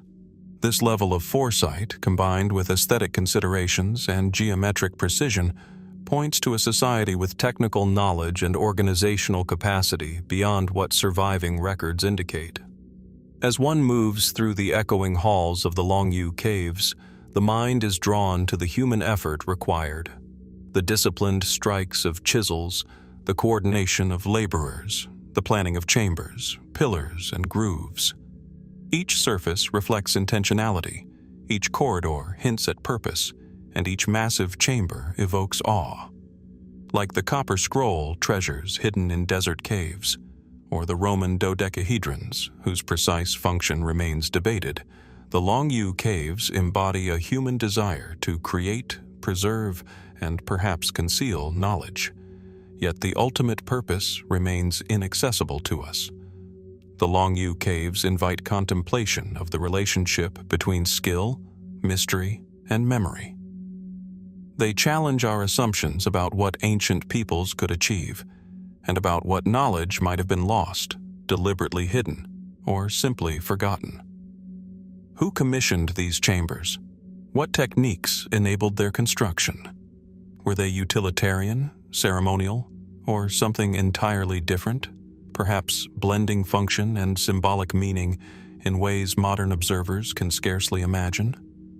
As sunlight filters through the occasional opening, casting long shadows across perfectly grooved walls, the caves speak of human ingenuity, patience, and secrecy. Each echo, each geometric line, each massive pillar is a reminder that history often preserves questions more vividly than answers. And as we stand within these silent halls, the Longyou caves challenge us to consider the possibilities that lie beyond recorded history. What other methods, purposes, or secrets remain hidden beneath the earth, waiting to be discovered by those who are willing to observe, measure, and wonder? From the silent, echoing chambers of the Longyou caves, where ancient hands carved monumental halls with precision and patience, our journey now leaps forward to the vast expanse of the southern hemisphere, to a night sky over the remote waters of the Indian Ocean, near the southern coast of Africa. Here, in 1979, an instrument aboard a solitary satellite detected a phenomenon that would ignite decades of debate and speculation: the Vela Incident, an enigmatic double flash of light captured in the quiet of the upper atmosphere. Unlike earthly constructions, this event left no physical trace on the ground, yet its implications ripple across geopolitics, science, and the boundaries of human understanding. The satellite that recorded the incident was part of a network originally designed to monitor compliance with nuclear test bans. On September 22, 1979, the satellite registered two near-simultaneous bursts of light, separated by a fraction of a second, over the remote Prince Edward Islands region of the South Atlantic Ocean. The first flash was intense and brief, followed almost immediately by a secondary, longer illumination. To scientists, this signature was characteristic of a nuclear detonation in the atmosphere or near space. A double flash, unlike the natural light phenomena typically observed from lightning, meteors, or atmospheric reflections. Yet the context of the event deepens the mystery. The location was isolated, far from known testing sites, and no nation claimed responsibility. Political tension in the late 1970s was already heightened, with clandestine military programs and rising global concern over nuclear proliferation. Analysts quickly noted that the Vela signature matched those of underground or atmospheric nuclear tests in technical precision, yet confirming the source proved extraordinarily difficult. Oceanic and atmospheric conditions, the remoteness of the site, and the absence of physical debris all combine to create a puzzle that remains unresolved to this day. Initial investigations by the United States government produced reports that were both thorough and ambiguous. Some concluded the flash was almost certainly a nuclear detonation, potentially conducted covertly by an unknown state. Others proposed alternative explanations: sensor malfunction, a meteor entering the atmosphere, or an unusual lightning phenomenon known as sprites, or bolts from the blue. These natural explanations, while scientifically plausible, have struggled to account fully for the precise characteristics of the double flash. the intensity, timing, and energy profile that correspond so closely with nuclear detonations. Adding to the intrigue, declassified documents and whistleblower accounts have fueled decades of speculation. Some suggest that a clandestine nuclear test may have involved a partnership or transaction between nations, aimed at bypassing international treaties. Others propose that a small rogue nation or faction might have carried out an experiment, deliberately testing the satellite's monitoring capabilities or the global response to an unclaimed detonation. Still others explore the possibility of a misinterpreted natural event amplified by technical anomalies in the satellite's sensors. Each theory is tantalizing, yet each leaves gaps, unanswered questions about intent, location, and verification. The physics behind the double flash itself is worth careful consideration. The first flash represents the initial energy release, a sudden expansion of heat and light, while the second, slightly longer flash occurs as the surrounding atmosphere reacts, forming a distinctive luminous signature. Only a high-energy event, such as a nuclear detonation, produces this precise two-part light curve, leading most experts to favor a human-made cause. Yet, in the absence of direct evidence, debris, radiation readings, or eyewitness accounts from nearby vessels, the certainty remains elusive. Could some undiscovered natural process produce a similar signature? Or is this truly a demonstration of human technological capability at its most secretive? Geopolitical context deepens the mystery. In 1979, global awareness of nuclear proliferation was acute, yet certain regions and alliances were under limited scrutiny. The Vela Incident occurred at a moment when the United States, the Soviet Union, South Africa, and other nations were deeply involved in covert operations and clandestine weapons development. Some researchers argue that the location, a remote stretch of ocean, was chosen deliberately to avoid detection, a test of both secrecy and strategic daring. Others posit that the event may have been accidental, a failed test or miscalculation, leaving the signature in the sky but no public acknowledgement on Earth. Fringe theories stretch even further, as the absence of tangible evidence allows the imagination to wander. A few speculate that the flash might indicate a previously undocumented form of energy or a cosmic interaction that mimicked nuclear signatures. Others suggest a link to top-secret experiments in high-altitude detonations or exotic propulsion systems. While these ideas are speculative, they highlight the intersection of science, secrecy, and observation. An event recorded with precision, yet entirely resistant to verification, existing only as a point of light in satellite data and in the minds of those who study it. Reflecting on the Vela Incident, one senses the tension between observation and understanding. Like the Longyou caves, which speak through stone yet leave their methods obscured, or the copper scroll, which records treasure yet conceals location, the double flash offers evidence yet denies certainty. It challenges our assumptions about human activity, the limits of technology, and the vast scale of a world in which events can occur beyond sight, beyond verification, and beyond ordinary comprehension. What was the source of this flash? Was it human, natural, or something entirely unexpected? And why has the truth remained so meticulously hidden, even as the evidence endures in the cold, unblinking sensors of a satellite high above the ocean?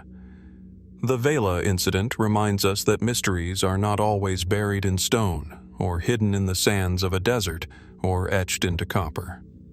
Some lie suspended in the air, in the ephemeral flashes of light that pass unnoticed by most of the world, yet are recorded and remembered by those instruments capable of capturing the extraordinary.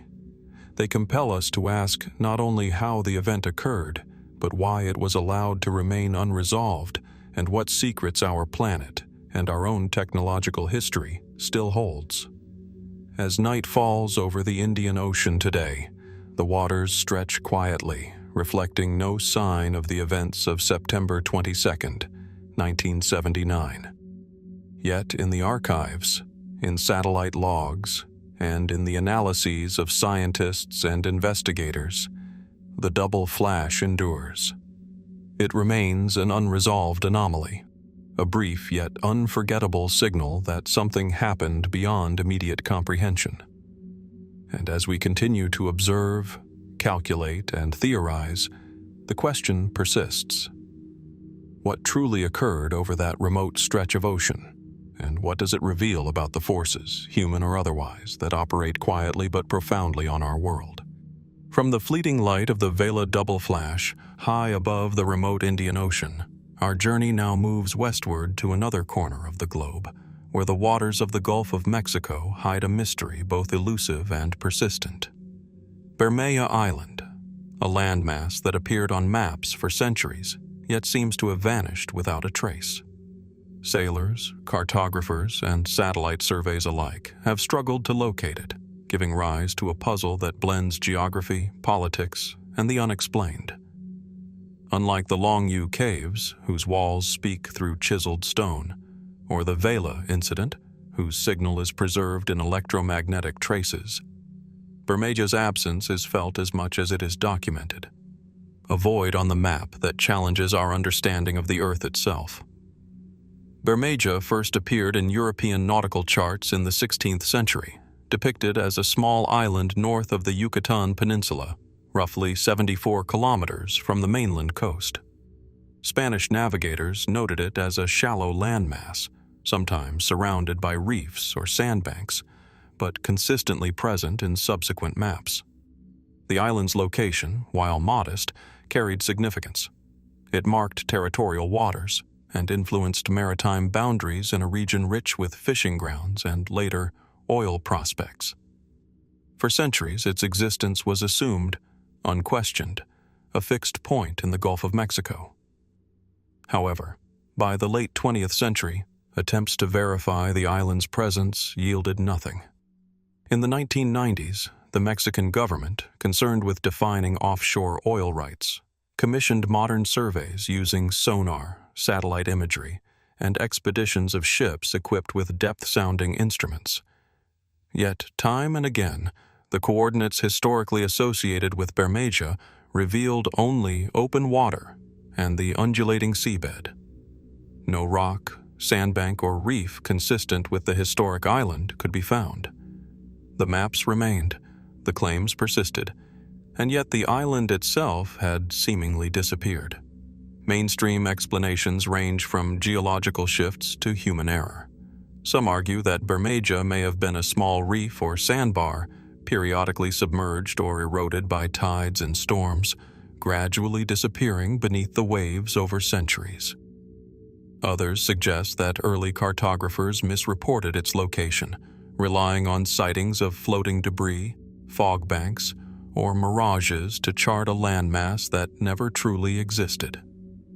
Even natural phenomena such as tectonic activity or localized subsidence are considered, though no definitive evidence supports a large-scale geological collapse capable of swallowing a stable island entirely. The political context adds another layer of intrigue. Bermeja's disappearance coincides with the growing importance of offshore oil reserves in the Gulf of Mexico. By the late 20th century, precise maritime boundaries determined access to potentially lucrative oil fields. Some researchers and commentators have speculated, though without concrete evidence, that maps may have been deliberately altered or misrepresented to affect claims. Could the absence of the island have been exploited as leverage, or is this simply coincidence amplified by the stakes of geopolitics?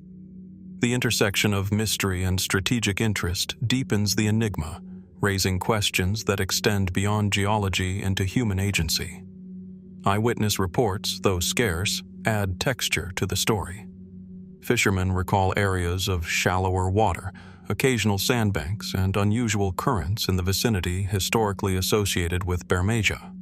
Some speculate that these could be remnants of a submerged landmass, eroded over centuries, yet leaving traces beneath the surface. Others report strange optical phenomena, where reflections or mirages create the impression of an island in the distance, only for it to vanish upon approach. Could these fleeting appearances have contributed to early charting, blending observation and illusion into the enduring legend of Bermeja? Fringe theories stretch even further. Some suggest the island was deliberately removed or obscured, either by secretive human intervention or by forces beyond our understanding. Speculative discussions include manipulation of maps by powerful entities, clandestine engineering projects, or even unknown geological forces that might submerge land quickly under specific conditions. Others propose that Bermeja's disappearance may be part of a broader pattern of lost islands globally, where transient landforms, sandbanks, coral atolls, or volcanic outcrops appear and vanish over human timescales, blurring the line between myth and cartography. The geography of the Gulf itself contributes to the difficulty of verification. Strong currents, hurricanes, shifting sediment, and tidal fluctuations create a dynamic environment in which small features may emerge and submerge with surprising speed. Surveying such areas is technically challenging, and even modern sonar mapping cannot account for centuries of environmental change. Historical records must therefore be interpreted cautiously, balanced against the natural evolution of the seafloor. Yet the persistence of Bermeja on maps, even as its coordinates yield only water, suggests that the story is more than a simple error. It is a mystery intertwined with history, observation, and expectation. As we consider the disappearance of Bermeja, parallels emerge with other enigmatic phenomena we have explored. The precise yet inexplicable construction of the Longyou caves, the fleeting electromagnetic signature of the Vela double flash, and the hidden treasures catalogued in the Copper Scroll. Each case forces us to confront the limits of knowledge, the interplay between evidence and interpretation, and the tantalizing possibility that reality may contain layers unseen or unrecorded. Bermeja is not merely a question of geography. It is a meditation on observation, permanence, and the gaps that exist between human documentation and natural change. Reflecting on Bermeja, one is struck by the tension between certainty and absence. The island was recorded, mapped, and acknowledged for centuries, yet its physical presence has proven elusive. Was it ever truly there in the way we imagine, or was it a combination of misinterpretation, optical illusion, and cartographic convention? And if it was real, how did it disappear so completely without a trace, leaving only questions about erosion, submersion, or human influence? In contemplating these possibilities, we confront the fragile nature of our understanding and the ways that maps, measurements, and assumptions can conceal as much as they reveal. The mystery of Bermeja continues to captivate researchers, historians, and adventurers. Satellite imagery and deep-sea sonar surveys provide unparalleled clarity, yet they also confront us with the limits of perception. An island that exists in historical record, but refuses to manifest in the present. Like the Vela Incident's ephemeral flash, the island challenges our reliance on observation alone. Like the Longyou caves, it reminds us that human experience can intersect with forces and circumstances beyond our comprehension. In this sense, Bermeja is both a place and an idea, a symbol of what is known, what is lost, and what may lie hidden, waiting for patient inquiry and careful exploration. As the sun sets over the Gulf of Mexico, its waters shimmering with the reflections of centuries of observation, one can almost sense the shadow of Bermeja beneath the waves, its absence as meaningful as its presence once was. What truths remain submerged in the ocean depths? And what does the story of Bermeja tell us about the delicate balance between certainty and mystery, between recorded history and the natural forces that shape our world? Even today, the island's disappearance reminds us that some mysteries endure not despite our search for answers, but because they inhabit the spaces where observation, history, and imagination intersect. From the waters of the Gulf of Mexico, where Bermeja vanished like a whisper on the waves, our journey now moves to a bustling, modern crossroads of humanity, Tokyo's Haneda Airport. It was here, in 1954, that an incident occurred so peculiar, so confounding, that it has since entered the realm of modern folklore, the story of the Taured Passport Man. Unlike caves, satellites, or disappearing islands, this mystery unfolds in the realm of borders, bureaucracy, and human identity, where the ordinary mechanics of travel intersect with the extraordinary, leaving only questions in their wake. The tale begins in the early hours of a quiet morning. Customs officers were performing routine checks on incoming passengers when a man approached, carrying a passport from a country they had never seen. According to reports, his documents identified him as a citizen of Taured, a nation supposedly located in a region where no such country exists. The passport appeared authentic, filled with stamps and visas from previous travels across Europe and the Middle East. Yet every official reference failed to locate Taured on any map. Maps at the time and maps today list no such country. No government, no embassy, no records correspond to this enigmatic land. The man himself added to the mystery. He was described as calm, polite, and confident, fluent in multiple languages, with an air of familiarity with international travel and procedures that suggested experience and legitimacy. When questioned, he seemed genuinely bewildered that the authorities could not locate his homeland, pointing to Europe on maps that bore no indication of Taured. He spoke of neighboring countries, roads, and cities that also could not be found. Yet he insisted on his identity with conviction, producing official documents to corroborate his claims. His presence created a paradox. Evidence of authenticity juxtaposed against the impossibility of verification. Authorities, understandably cautious, detained the man for further questioning. Standard verification processes yielded no insight. Government agencies had no records, border control offices could find no mention of Taured, and even the man's supposed employer had no documentation. The incident posed a fundamental challenge to perception. How could a man carry undeniable evidence of a country that apparently did not exist?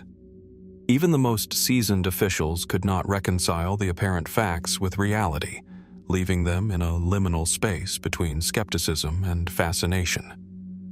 Speculation around the event proliferates.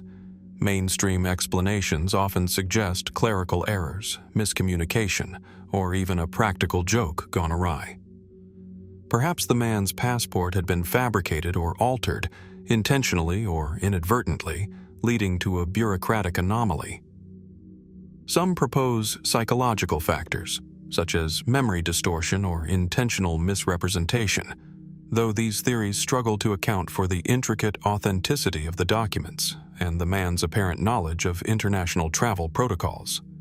The story persists precisely because conventional reasoning offers incomplete answers. Fringe theories, however, offer far more imaginative possibilities. One prominent hypothesis posits that the man was a traveler from a parallel dimension, where the geopolitical landscape differs subtly from our own. In this interpretation, Taured exists in an alternate reality, and the man inadvertently crossed into our dimension, arriving at Haneda Airport with the traces of his original world intact. This would explain the convincing authenticity of his documents, the familiarity with international travel, and the inability of authorities to locate his homeland. It also aligns with other accounts of time slips or mysterious travelers in modern folklore, though such explanations remain untestable and speculative. Another theory suggests intentional concealment or secret operations. Could Taured have been a cover for clandestine government programs, intelligence operations, or geopolitical experiments? The Cold War context, with covert operations spanning continents, fuels the imagination. A man whose existence was meant to be invisible, carrying credentials that were meant to mislead or protect. In this framework, The anomaly is not a natural paradox, but a human-engineered mystery designed to evade detection and sow confusion in a system dependent on documentation and borders. The location of the event, the international airport, also contributes to the intrigue. Airports are spaces of transition, of thresholds between nations, where identity and verification intersect in real time. They are simultaneously mundane and extraordinary, the point at which the personal and the political converge. In such a setting, a single anomaly, however small, can have profound implications. The man's presence challenged assumptions not only about geography, but about reality itself, the reliability of borders, the authority of maps, and the very notion of what constitutes a nation. As the story unfolds, several key questions persist. What became of the man after his detention? Reports suggest he was taken to a secure room, only to vanish without explanation, leaving behind the same documents that had initially confounded officials. No records indicate his release, transfer, or even death, deepening the mystery and reinforcing the sense of an unresolved event. Was his disappearance a natural outcome of bureaucratic confusion, or something far stranger, a literal vanishing across the boundaries of known space? The Taured Passport Man resonates as a symbol of the limits of human perception. Unlike the Longyou caves, whose physical presence defies understanding, or the Vela Incident, recorded in satellite data yet lacking physical proof, the man existed in plain view, recognized by thousands yet ultimately unverifiable. He embodies the intersection of identity, geography, and belief, a person whose presence cannot be reconciled with the maps, laws, and expectations of the world he entered. In this way, the story continues to challenge assumptions about reality, borders, and the fragility of what we take for granted as fact. Reflecting on the incident, one cannot help but consider the broader implications. How many aspects of our reality rely upon shared agreements, maps, borders, documents, and recognition, that may themselves be limited or incomplete? Could other anomalies exist, hidden in plain sight, waiting to be encountered in the ordinary flow of life? And what does it mean for our understanding of identity, travel, and the very nature of space when a single individual can disrupt the certainty of the world's geography so profoundly? The Taured Passport Man reminds us that mysteries are not confined to ancient civilizations, hidden caves, or uncharted islands. They persist in our modern world, in spaces governed by rules, technology, and observation, yet capable of defying all expectation. The story compels reflection. The boundaries of reality may be more fluid than we believe, and the world may harbor layers of existence that remain hidden until they intersect with our own. And as we continue to explore, document, and question, we are left with the enduring tension between what we know, what we see, and what may exist just beyond the limits of verification, a space where the impossible becomes the inexplicably real. From the bustling terminals of Haneda Airport, where the Taured Passport Man briefly appeared and then vanished without a trace, our journey now returns to the quiet, rugged landscapes of the American West. Amid the high plains and forested slopes of San Pedro Mountain, Wyoming, lies a mystery both physical and eerie: the San Pedro Mountain Mummy. Unlike anomalies recorded in maps, satellites, or documents, this mystery occupies the tangible world, preserved in a small, unusual corpse that has defied explanation for decades. Its presence invites questions that cross the boundaries of anthropology, history, and the unexplained. The discovery occurred in 1932, when local ranchers exploring a narrow valley stumbled upon what appeared to be a small, human-like figure, partially buried and remarkably preserved. Measuring roughly 20 inches in height, the body possessed an unusual combination of features: a humanoid form, elongated skull, fully formed arms and legs, and remarkably articulated joints. The skin, leathery yet intact, bore the marks of mummification, though the methods used were not consistent with known practices of the region's Native American cultures. Its small stature, combined with anatomical completeness, immediately set it apart from ordinary human remains. The mummy was soon transported for further examination. Anthropologists, medical professionals, and local historians scrutinized the remains, attempting to classify it within conventional human parameters. X-rays revealed fully developed bone structure, a skull with distinctive features, and teeth resembling those of adult humans, despite the miniature size of the body. The proportions were unusual yet functional, suggesting a fully grown being rather than a child or a malformed individual. The findings perplexed researchers, challenging assumptions about human growth, anatomy, and the potential for undiscovered variation within the species. Historical context adds another layer of intrigue. The San Pedro mountain area had long been inhabited and traversed by indigenous tribes, ranchers, and travelers. No known culture in the region practiced miniature mummification or documented beings of such small stature. The local legends, sparse and cryptic, spoke of little people and strange visitors from beyond the hills. Yet these accounts were anecdotal and difficult to corroborate. The mummy seemed to occupy a space between myth and material reality, a bridge between folklore and science, demanding both skepticism and curiosity. Mainstream explanations suggest possibilities ranging from congenital abnormality to hoax. Some researchers argue the figure could represent a rare form of dwarfism or a genetic anomaly, fully developed but significantly smaller than typical humans. Others contend that it may have been an elaborate hoax, crafted to capture attention and spark speculation, perhaps inspired by local stories of miniature humanoids. Photographs and reports from the 1930s support authenticity in terms of texture, preservation, and anatomical features, yet the lack of consistent records or peer-reviewed studies leaves the question unresolved. Fringe theories take the mystery further, proposing scenarios that stretch the imagination.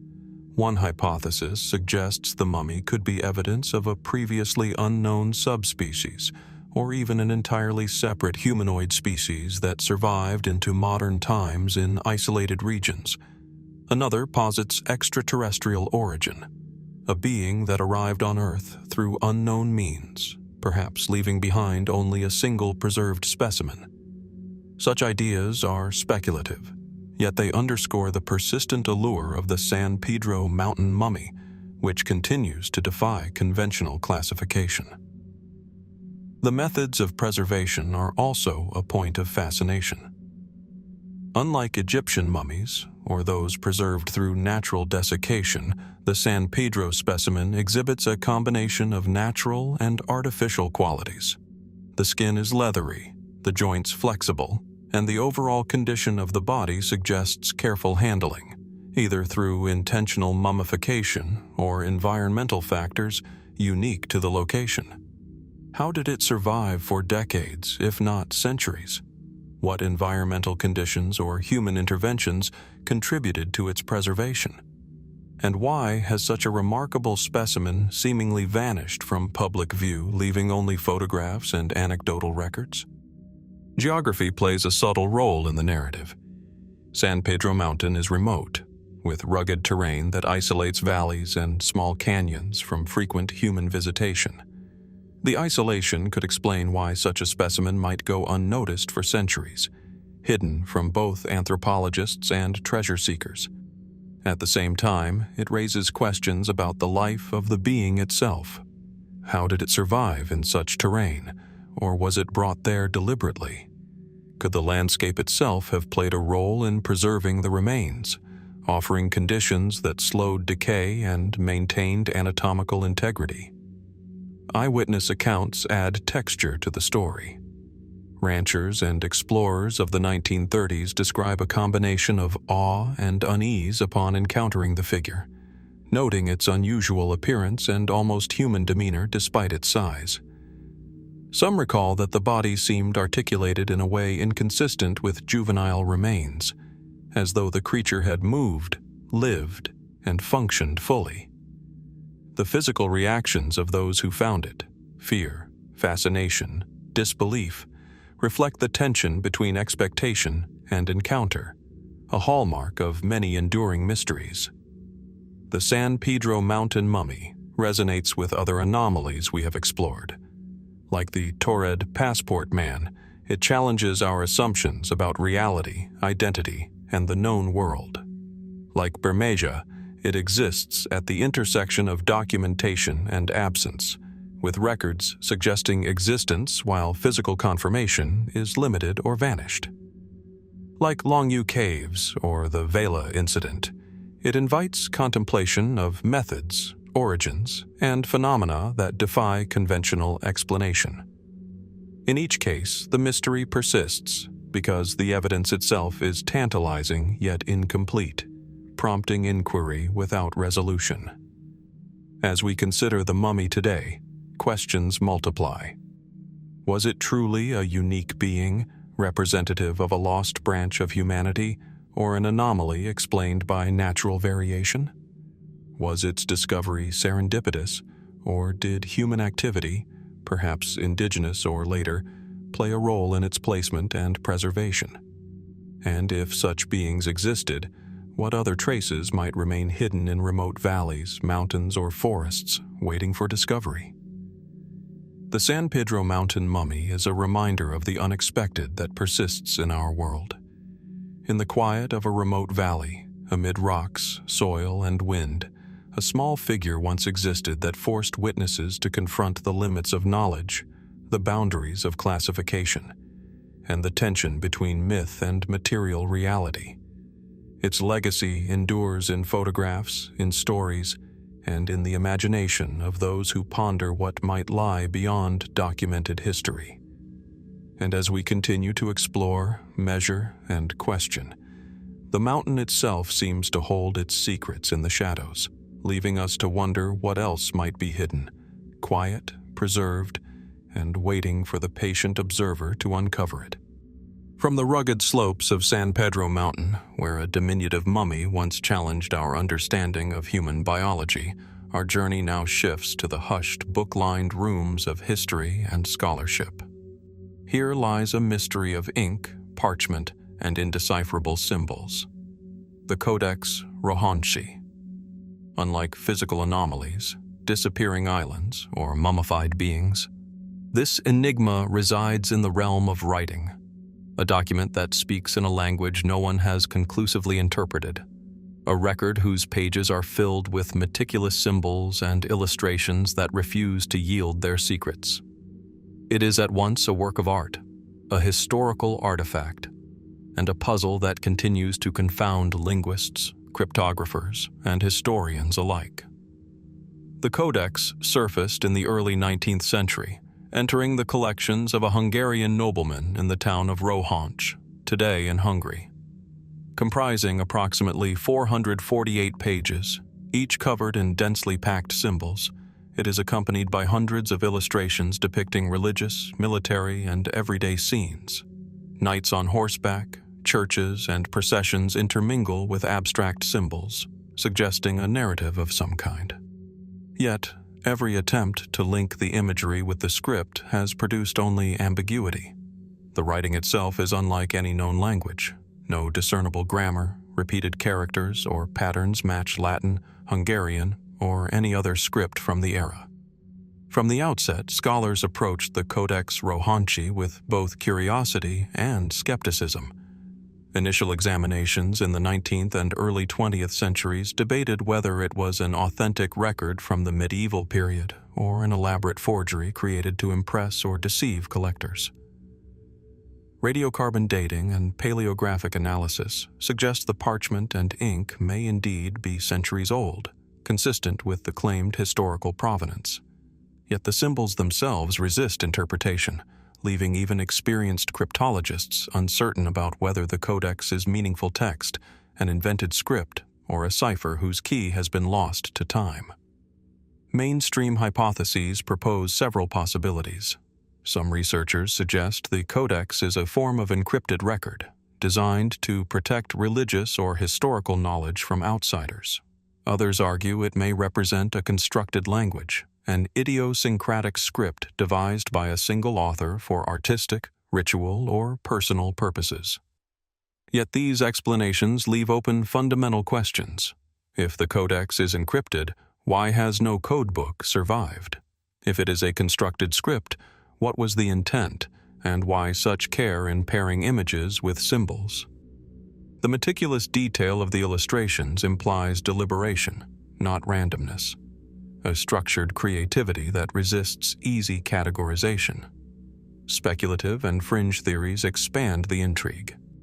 Some argue that the Codex may contain knowledge deliberately obscured, perhaps revealing forgotten history, spiritual teachings, or esoteric wisdom.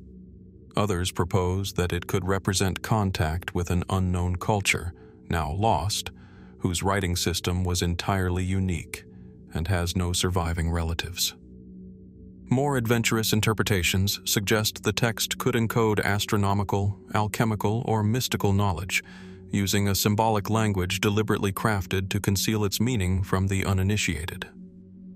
Though these ideas cannot be verified, they underscore the allure of a manuscript whose mystery persists despite centuries of scrutiny. The illustrations themselves offer additional clues and puzzles. While many appear to reference recognizable European motifs, churches, crosses, armored figures, others are less comprehensible. Some images seem fantastical, merging human and animal forms, abstract shapes, or geometric patterns whose significance is unclear. Scholars have debated whether these are purely decorative, mnemonic, or functional in conveying meaning within the text. Could the Codex be a hybrid of narrative, ritual guide, and coded communication, a multidimensional artifact whose full purpose requires a mind capable of interpreting both symbol and image simultaneously? Geography and provenance further complicate understanding. The Codex was discovered in the Carpathian Basin, an area rich in medieval history and cultural exchange. Hungarian, Ottoman, and other influences intersected in the region, raising the possibility that the Codex was created at the confluence of multiple cultural traditions. Yet no other manuscripts have been found that employ the same script, leaving the Codex isolated in both time and space. Its uniqueness enhances its intrigue. A document that seems meaningful but stands entirely alone, an intellectual island comparable to Bermeja's Disappearance, or the small preserved San Pedro mountain mummy. Attempts at decryption continue in modern times, aided by computational analysis and pattern recognition algorithms.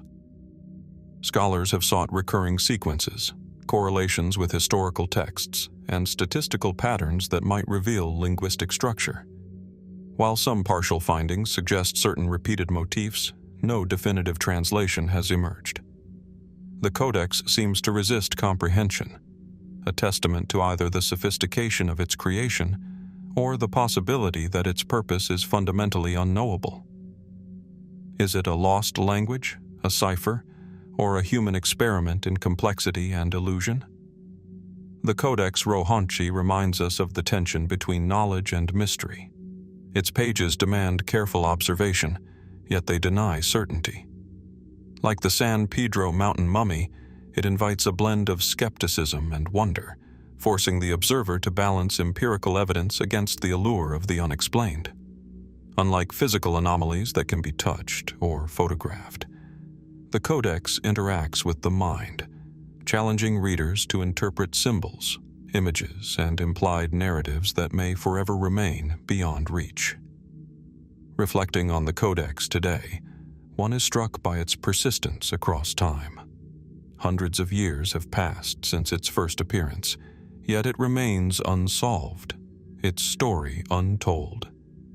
What knowledge did the author intend to preserve? Was the script meant to be understood by future generations, or was it a private creation, a labyrinth of thought captured in parchment? And if it contains meaning, what does that imply about the nature of communication, creativity, and secrecy in the past. The Codex Rohonczi exemplifies how human history harbors layers of complexity, mystery, and deliberate concealment. It is a reminder that knowledge is not always immediately accessible, that even well-documented artifacts can defy understanding, and that our perception of history is shaped not only by what survives, but by what eludes explanation. Like the Taured Passport Man, Bermeja Island, or the San Pedro Mountain mummy, the Codex challenges assumptions about reality, inviting both scholars and curious minds to wonder, to analyze, and ultimately to confront the limits of what can be known. As one leafs through the Codex today, its curious symbols and enigmatic illustrations seem to whisper across centuries, asking the same question that has captivated every observer since its discovery. What secrets remain hidden in its pages, and will they ever be understood? Or are they destined to remain one of history's deepest rabbit holes, tantalizing us with glimpses of meaning just beyond our reach? From the enigmatic pages of the Codex Rohonczi, where symbols and images resist comprehension across centuries, our journey now turns to a much older, tangible enigma carved not on parchment, but in wood: the Shigir idol. Hidden for millennia beneath the peat bogs of the Ural Mountains in Russia, this remarkable artifact stands as one of humanity's earliest and most mysterious examples of symbolic communication. Unlike written language or cryptic documents, the Shigir idol bridges time with material presence, a silent witness to a world long vanished, its carvings speaking across 11,000 years of history, yet still eluding interpretation. The idol was discovered in 1890 near the Shigir peat bog, lying partially submerged in the waterlogged terrain that had preserved it with extraordinary care.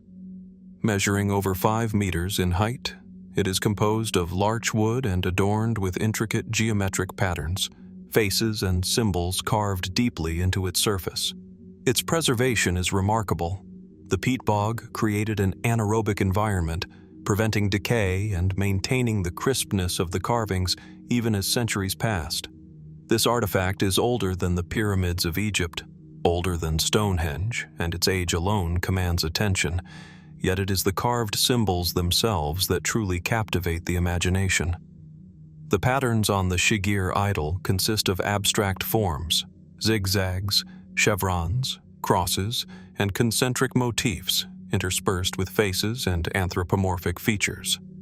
Some scholars interpret these as early representations of spiritual or religious belief, while others suggest the carvings may encode information, calendars, genealogies, or even a rudimentary symbolic language. Radiocarbon dating places the wood's creation around 9,600 BC, making it one of the oldest known wooden sculptures in existence. The sophistication of the carvings raises profound questions. How and why did these ancient peoples develop such a precise symbolic system, and what knowledge or beliefs did it seek to convey? Mainstream interpretations suggest that the Shigir idol may have served as a ritual object, a totem connecting communities to the spiritual world, ancestral forces, or natural cycles. Anthropologists note that early hunter-gatherer societies often imbued objects with symbolic significance, using carvings and figures to transmit cultural knowledge or to mark sacred spaces. In this context, the Shigir idol might have functioned as a repository of collective memory, a monument to cultural identity, or a medium for religious practice.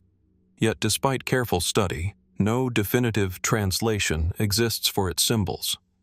Unlike alphabets or cuneiform, the carvings do not correspond to any known linguistic system, leaving researchers to interpret meaning primarily through context, pattern recognition, and analogy with later symbolic systems. Beyond conventional interpretations, the Shigir idol invites deeper speculation. Some researchers propose that the patterns constitute an early proto-writing system, encoding knowledge about the environment, the stars, or the cycles of life and death. If this is the case, the idol would represent humanity's first foray into symbolic abstraction, predating other known writing systems by millennia. Others suggest that the carvings were designed not for human understanding, but as a form of communication with the divine, a coded language intended to transmit meaning to spiritual entities rather than people. The precision and repetition of the symbols hint at purpose beyond mere decoration, yet their exact function remains elusive. The idol's physical characteristics add layers to the mystery. Its height, over 5 meters, and the meticulous carving suggest a communal effort, a society capable of complex woodworking and coordinated labor even in a post-glacial environment where survival was precarious. How did these people achieve such craftsmanship, and what motivated them to invest so much time and energy in a single object? Moreover, the choice of larch, a durable but challenging wood to work, implies an intention for longevity, a desire to preserve knowledge or memory far beyond a single generation. The Shigir idol is thus both a monument and a message, surviving across millennia as a testament to human ingenuity and foresight. The context of discovery deepens the intrigue. Buried in a peat bog, the idol was hidden beneath layers of sediment for thousands of years, protected from both the elements and human interference. This concealment may have been deliberate, a ritual burial to safeguard its spiritual or symbolic power, or it may have been accidental, the result of natural processes. In either case, the environment preserved the carvings in exceptional condition, allowing modern researchers a rare glimpse into the symbolic thinking of the early Holocene. It is a testament to both the resilience of nature and the foresight of the creators, who may have understood, at least intuitively, the importance of preserving their work. Fringe theories extend the mystery further. Some suggest the idol represents contact with unknown knowledge systems, perhaps even evidence of interaction with advanced or forgotten civilizations, predating what is currently recognized by archaeology. Others speculate that the symbols encode knowledge of astronomical or environmental phenomena, intended to guide survival or ritual practice. There are even those who consider the possibility of extraterrestrial inspiration, though such theories remain speculative and outside mainstream acceptance. Regardless of interpretation, the idol commands a profound sense of wonder, bridging the human experience across time and space. In attempting to decode the Shigir idol, researchers employ multiple approaches: pattern analysis, comparison with later symbolic systems, and experimental archaeology to understand carving techniques. Each approach reveals partial insights, but no definitive answers. The zigzags and chevrons might represent water, movement, or energy. The anthropomorphic faces might signify ancestors, deities, or symbolic archetypes. Yet the full system, the grammar, if one exists, remains undeciphered, leaving open the question of intention, comprehension, and communication. The idol challenges us to consider how ancient humans conceptualized their world, what they valued, and how they encoded meaning without the written systems we take for granted. The Shigir idol resonates with other mysteries we have explored in this journey. The codified pages of the Codex Rohonczi, the preserved mummy of San Pedro Mountain, and even the Taured Passport Man, whose identity defied the expectations of modern bureaucracy. In each case, evidence intersects with enigma: documents, remains, or artifacts that suggest meaning yet resist conventional interpretation. The idol, however, carries an additional weight. It is not merely historical or anecdotal. It is ancient, tangible, and enduring, a bridge to a human consciousness over 11,000 years old. Reflecting on the Shigir idol, we confront the limits of understanding. How did a society so long ago conceive of symbolic representation? What knowledge, beliefs, or experiences were encoded in the patterns carved into larch wood? And why have these symbols remained unintelligible to us, despite millennia of human innovation and scholarship? The idol remains a reminder that the human impulse to communicate, record, and connect transcends time, and that even the oldest artifacts may carry knowledge just beyond our current comprehension.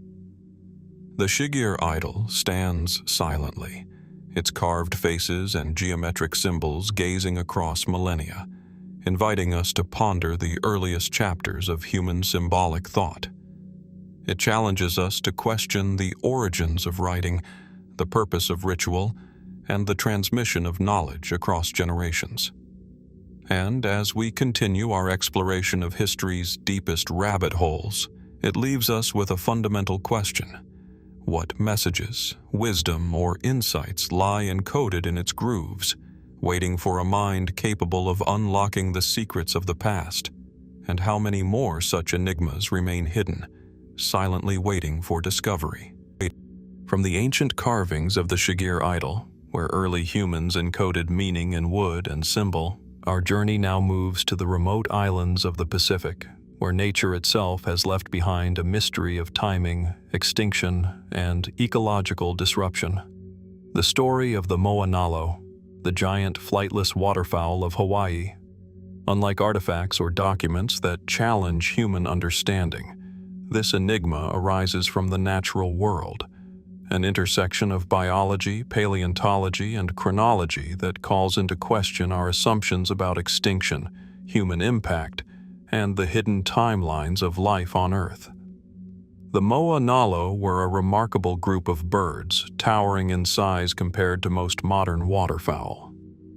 With robust, heavy-boned frames, massive beaks adapted for grazing on vegetation, and wings reduced to vestigial stubs, they resembled a blend of goose and goose-like dinosaurs in miniature form. Fossil evidence indicates that these creatures once thrived across several Hawaiian islands, their ecological role unique. Grazers that shaped the flora and indirectly influenced the island ecosystems for millennia. Today, they exist only in the bones preserved in caves, lava tubes, and sediment layers, silent witnesses to a world reshaped long before modern humans arrived. Conventional paleontological understanding has long held that the Moa-nalo went extinct soon after human colonization of the Hawaiian Islands, roughly around 1000 AD. Polynesian settlers, bringing with them dogs, pigs, and an arsenal of hunting techniques, disrupted fragile island ecosystems, leading to the rapid disappearance of these flightless birds. Fossil records and radiocarbon dating largely supported this timeline, painting a picture consistent with human-induced extinction. Yet recent studies have revealed anomalies that challenge this neat narrative.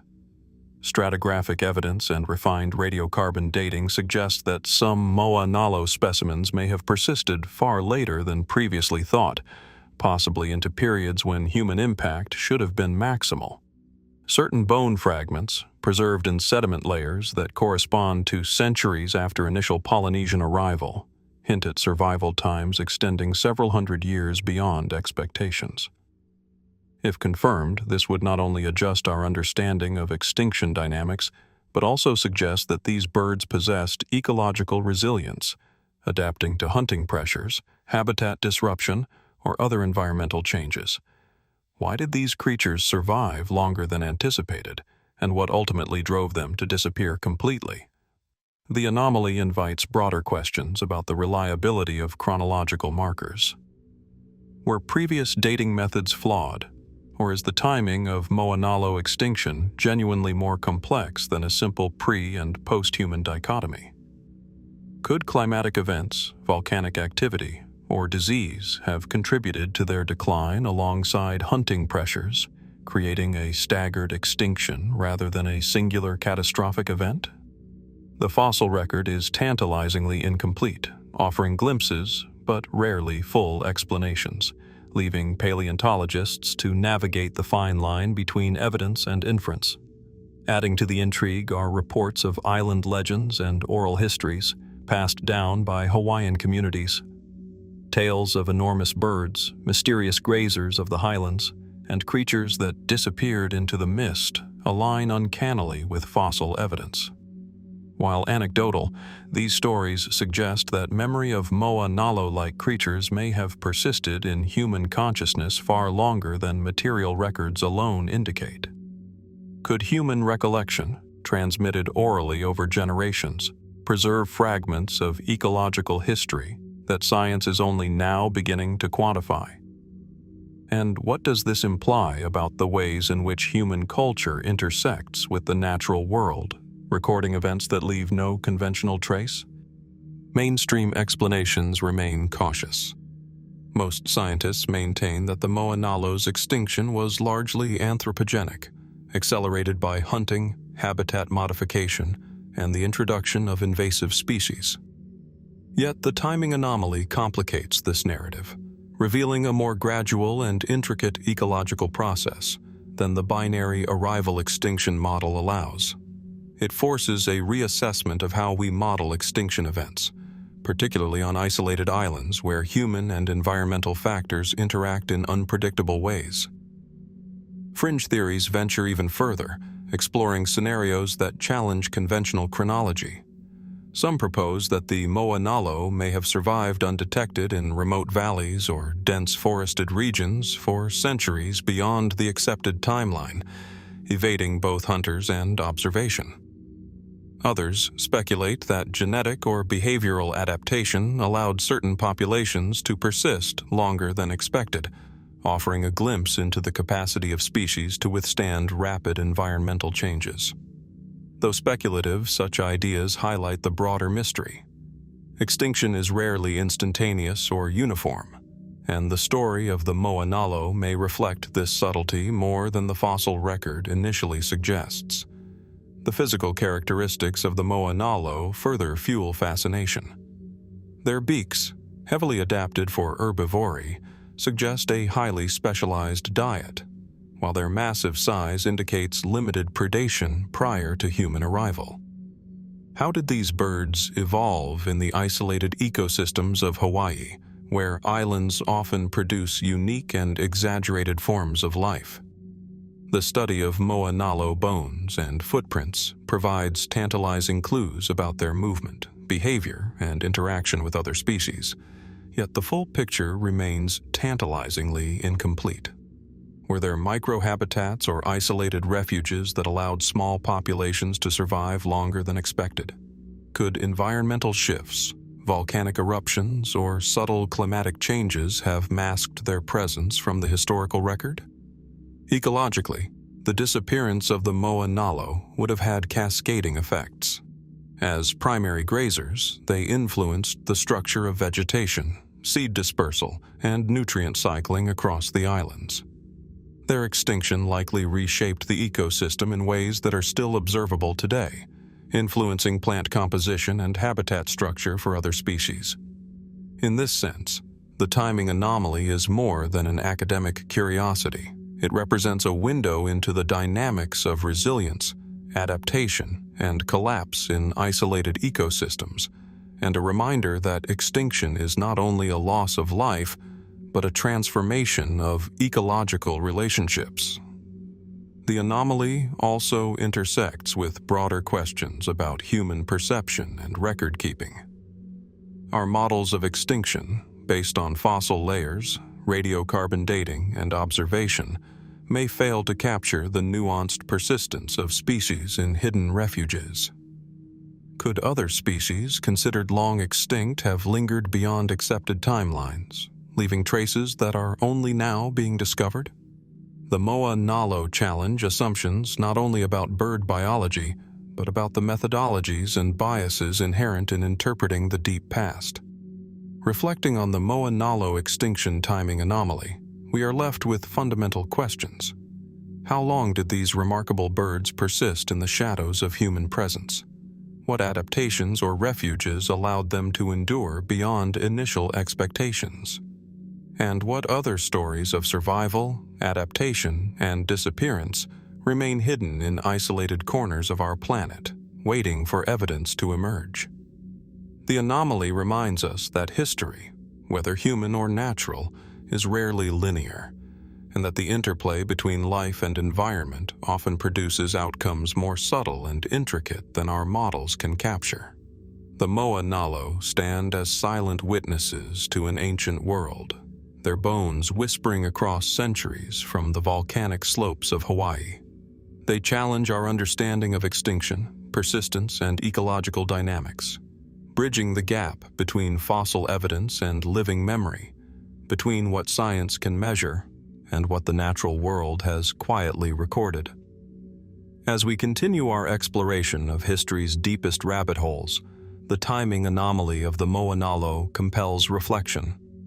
How much of life's history remains hidden, and how many of its secrets will we only glimpse through fragments, anomalies, and the rare persistence of the extraordinary against the odds? From the sun-drenched shores of Hawaii, where the Moa-nalo roamed and vanished in ways that continue to puzzle paleontologists, our journey now turns to the submerged realm off the southern coast of Japan, near the island of Yonaguni. Beneath the turquoise waves of the East China Sea lies a landscape that blurs the boundary between natural formation and human craftsmanship. Massive stone terraces, steps, and walls, all carved, or perhaps sculpted, into the seabed. At the heart of this mystery lies the debate over tool marks, small, subtle traces on the stone that could indicate deliberate human modification, yet may also be explained by natural processes. The Yonaguni underwater structures challenge our understanding of both prehistoric human capability and geological formation, presenting a mystery that has divided archaeologists, geologists, and enthusiasts for decades. Discovered in 1986 by diver Kihachiro Aratake and further explored by marine researcher Masaki Kimura, the site immediately drew attention for its unusual geometric features. Large rectangular platforms rise from the seabed, connected by what appear to be steps and ramps, forming terraces as high as 25 meters. Certain walls are strikingly straight, corners nearly right-angled, and some surfaces exhibit grooves or linear indentations suggestive of shaping with tools. Kimura and other proponents argue that the uniformity and regularity of these features imply deliberate construction, potentially by a lost prehistoric culture dating back 5,000 to 10,000 years, during the late Jomon period, or even earlier. The so-called tool marks form the crux of the debate.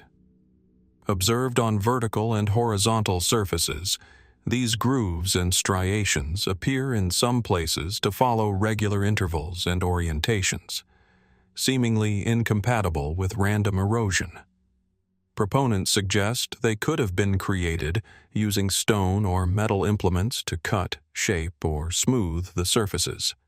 If true, this would dramatically expand our understanding of early engineering, revealing a society capable of large-scale stone construction, submerged now due to rising sea levels after the last ice age. Could humans really have built terraces and steps of such precision thousands of years before the development of widely recognized monumental architecture elsewhere? Mainstream geological perspectives challenge these interpretations. Many researchers argue that the formations are primarily natural, shaped by tectonic activity, sedimentation, and erosion. The East China Sea lies in a region of active seismic movement, and stone fractures can occur along naturally straight plains, producing corners, terraces, and steps that appear engineered but are entirely geological in origin. Water currents, wave action, and chemical erosion over thousands of years can accentuate straight lines, flat surfaces, and repetitive grooves, creating what some call a pseudo-architecture. In this view, the tool marks are simply variations in hardness, fissures, or weathering patterns in the sandstone and conglomerate rock of Yonaguni. Yet even those skeptical of human origin admit that certain features remain difficult to explain through natural processes alone. Large, evenly spaced pillars, staircases with consistent riser heights, and planar surfaces resembling platforms suggest intentional shaping. Could natural forces alone account for these precise, repeated patterns? Or is it possible that early humans ventured into coastal engineering far earlier than conventional archaeology allows? Radiocarbon dating and geological surveys have attempted to contextualize the site within the post-glacial timeline, but rising sea levels and tectonic shifts obscure absolute dating, leaving a gap between geological and anthropological interpretations. The controversy deepens when we examine the cultural context of the region. While Japan's Jomon period is known for advanced pottery, settlements, and ritualistic stone arrangements, evidence for large-scale underwater stone construction is absent elsewhere. This raises questions. If humans did create the Yonaguni terraces, who were they, and what motivated such monumental work beneath a sea that would rise to engulf their efforts? Some speculate ritual or ceremonial purposes. Others suggest practical applications such as fishing platforms, defense structures, or trade hubs, later submerged by post-glacial sea level rise. The absence of corroborating artifacts above water or in nearby strata challenges conventional assumptions, leaving the site isolated in both time and evidence. Fringe and speculative theories amplify the intrigue. Some suggest the Yonaguni formations are remnants of a lost civilization, predating recorded history, potentially surviving in oral myths or legends of sunken lands. Others draw connections to flood myths, Atlantis-like narratives, or unknown seafaring cultures capable of large-scale engineering. While such claims lack empirical support, they reflect the psychological fascination humans have with uncovering hidden histories, particularly those submerged and obscured by time and water. Even skeptics admit that the site provokes a sense of wonder, as it straddles the boundary between natural and human-made, past and present, visible and hidden. Technological exploration continues to expand our understanding. Advanced sonar mapping, 3D modeling, and submersible dives reveal minute details of the surfaces, from fine linear depressions to subtle angular facets. Some researchers have measured repetitive marks consistent with tool usage, while others interpret the same features as tectonic fractures or exfoliation patterns. Experimental archaeology has attempted to replicate the formations with primitive tools, yet the size and scale remain a challenge, raising further questions about prehistoric technical knowledge. Could humans of that era manipulate massive stones with such precision underwater or along a rapidly changing shoreline? And if so, what does that imply about the ingenuity and engineering knowledge of early societies? The Yonaguni tool mark controversy is as much about methodology as it is about evidence. Geological explanations emphasize natural processes, uniformitarian principles, and empirical caution. Archaeological interpretations highlight anomalies, patterns, and the possibility of overlooked human innovation. Both sides rely on incomplete data, sediment layers shifted by water movement, missing artifacts, and centuries of erosion obscure certainty. The debate is emblematic of a larger challenge in historical inquiry, distinguishing intention from coincidence, artifact from anomaly, and human action from natural phenomenon. Reflecting on the Yonaguni site, one is struck by its ability to provoke questions about time, culture, and the interface of human and natural history. Could it represent the earliest known underwater architecture, a remnant of lost societies, or is it an extraordinary example of geological processes mimicking intelligence? The ambiguity itself becomes part of the fascination, reminding us that our interpretation of history is always provisional, shaped by perspective, evidence, and imagination. As divers glide over terraces submerged beneath 20 meters of seawater, the massive stone platforms cast long shadows, their angular geometry striking in the filtered sunlight. The grooves, indentations, and ridges invite closer inspection, yet their origin remains contested. Is this the work of ancient engineers, skilled beyond what archaeology currently acknowledges? Or is it a natural testament to the power of geology and time? Perhaps the answer lies somewhere in between, a collaboration of human effort and natural shaping, a dialogue between civilization and the Earth itself. The Yonaguni tool mark controversy resonates with the anomalies we have previously explored. The timing of the Moa-nalo extinction, the symbolic carvings of the Shigir idol, and even the enigmatic pages of the Codex Rohonczi. In each case, evidence exists that challenges conventional timelines, methods, and assumptions. Yonaguni, however, is unique in its aquatic context.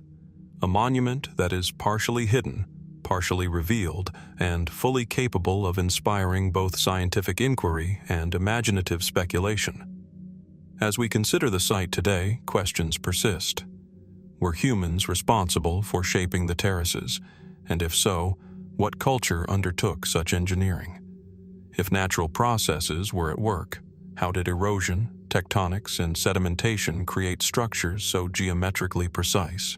And more broadly, how many other submerged enigmas lie beneath the world's oceans, silently waiting for discovery, challenging our understanding of prehistoric human capability and the forces of the natural world?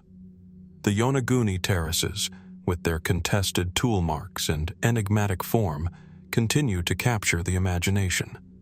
They remind us that mystery is not limited to the past we can touch, read, or observe in fossilized remains. Some secrets lie hidden beneath the waves, sculpted by nature or human hands, or perhaps by both. As we peer into the depths, we confront the limits of interpretation, the possibilities of lost civilizations, and the enduring allure of enigmas that refuse to be fully explained. And as with all the mysteries we have explored, Yonaguni invites the patient observer to wonder, what else lies submerged beyond our perception in the shadowed corners of history and geology waiting for discovery? From the submerged terraces of Yonaguni, where the boundary between human ingenuity and natural formation blurs beneath the waves, we turn now to another realm of mystery, the ancient city of Teotihuacan in central Mexico. Unlike Yonaguni's hidden underwater terraces, Teotihuacan presents its enigmas in plain sight, yet they remain shrouded in the rituals, symbols, and materials of a civilization whose inner workings continue to elude understanding. Among the most fascinating discoveries is the burial of the so-called Red Queen, found beneath the Pyramid of the Moon, accompanied by a pool of elemental mercury whose presence defies conventional explanation. The discovery challenges our assumptions about Mesoamerican ritual practice, metallurgical knowledge, and the intersection of symbolism and science. The Red Queen's tomb was unearthed in 2006, hidden more than 20 meters below the pyramid's surface. Unlike the monumental stonework above, the burial chamber was intimate, enclosed, and meticulously arranged. Skeletal remains, carefully positioned and painted with cinnabar, a vibrant red mercury-based pigment, formed the centerpiece. Surrounding her were rich offerings, jade masks, obsidian blades, ceramic figurines, and other grave goods signifying high status. Yet the most astonishing element was the pools of liquid mercury that partially filled the chamber, reflecting the flickering light of excavation lamps and adding an almost surreal dimension to the burial. Mercury, a toxic and volatile substance, is rare in archaeological contexts, and its intentional placement here raises profound questions about intent, knowledge, and symbolism. Mercury, in the pre-Columbian world, was known primarily through cinnabar, the mineral form used for pigments. Yet, the Red Queen's tomb is unique. The mercury appears to have been deliberately poured into depressions, forming reflective pools that would have glimmered eerily in torchlight. Some researchers propose that the liquid metal represented the underworld, rivers of flowing death, or a symbolic connection between the earthly realm and spiritual forces. In Mesoamerican cosmology, mirrors and reflective surfaces were imbued with power, portals for communication with gods, ancestors, or the cosmos itself.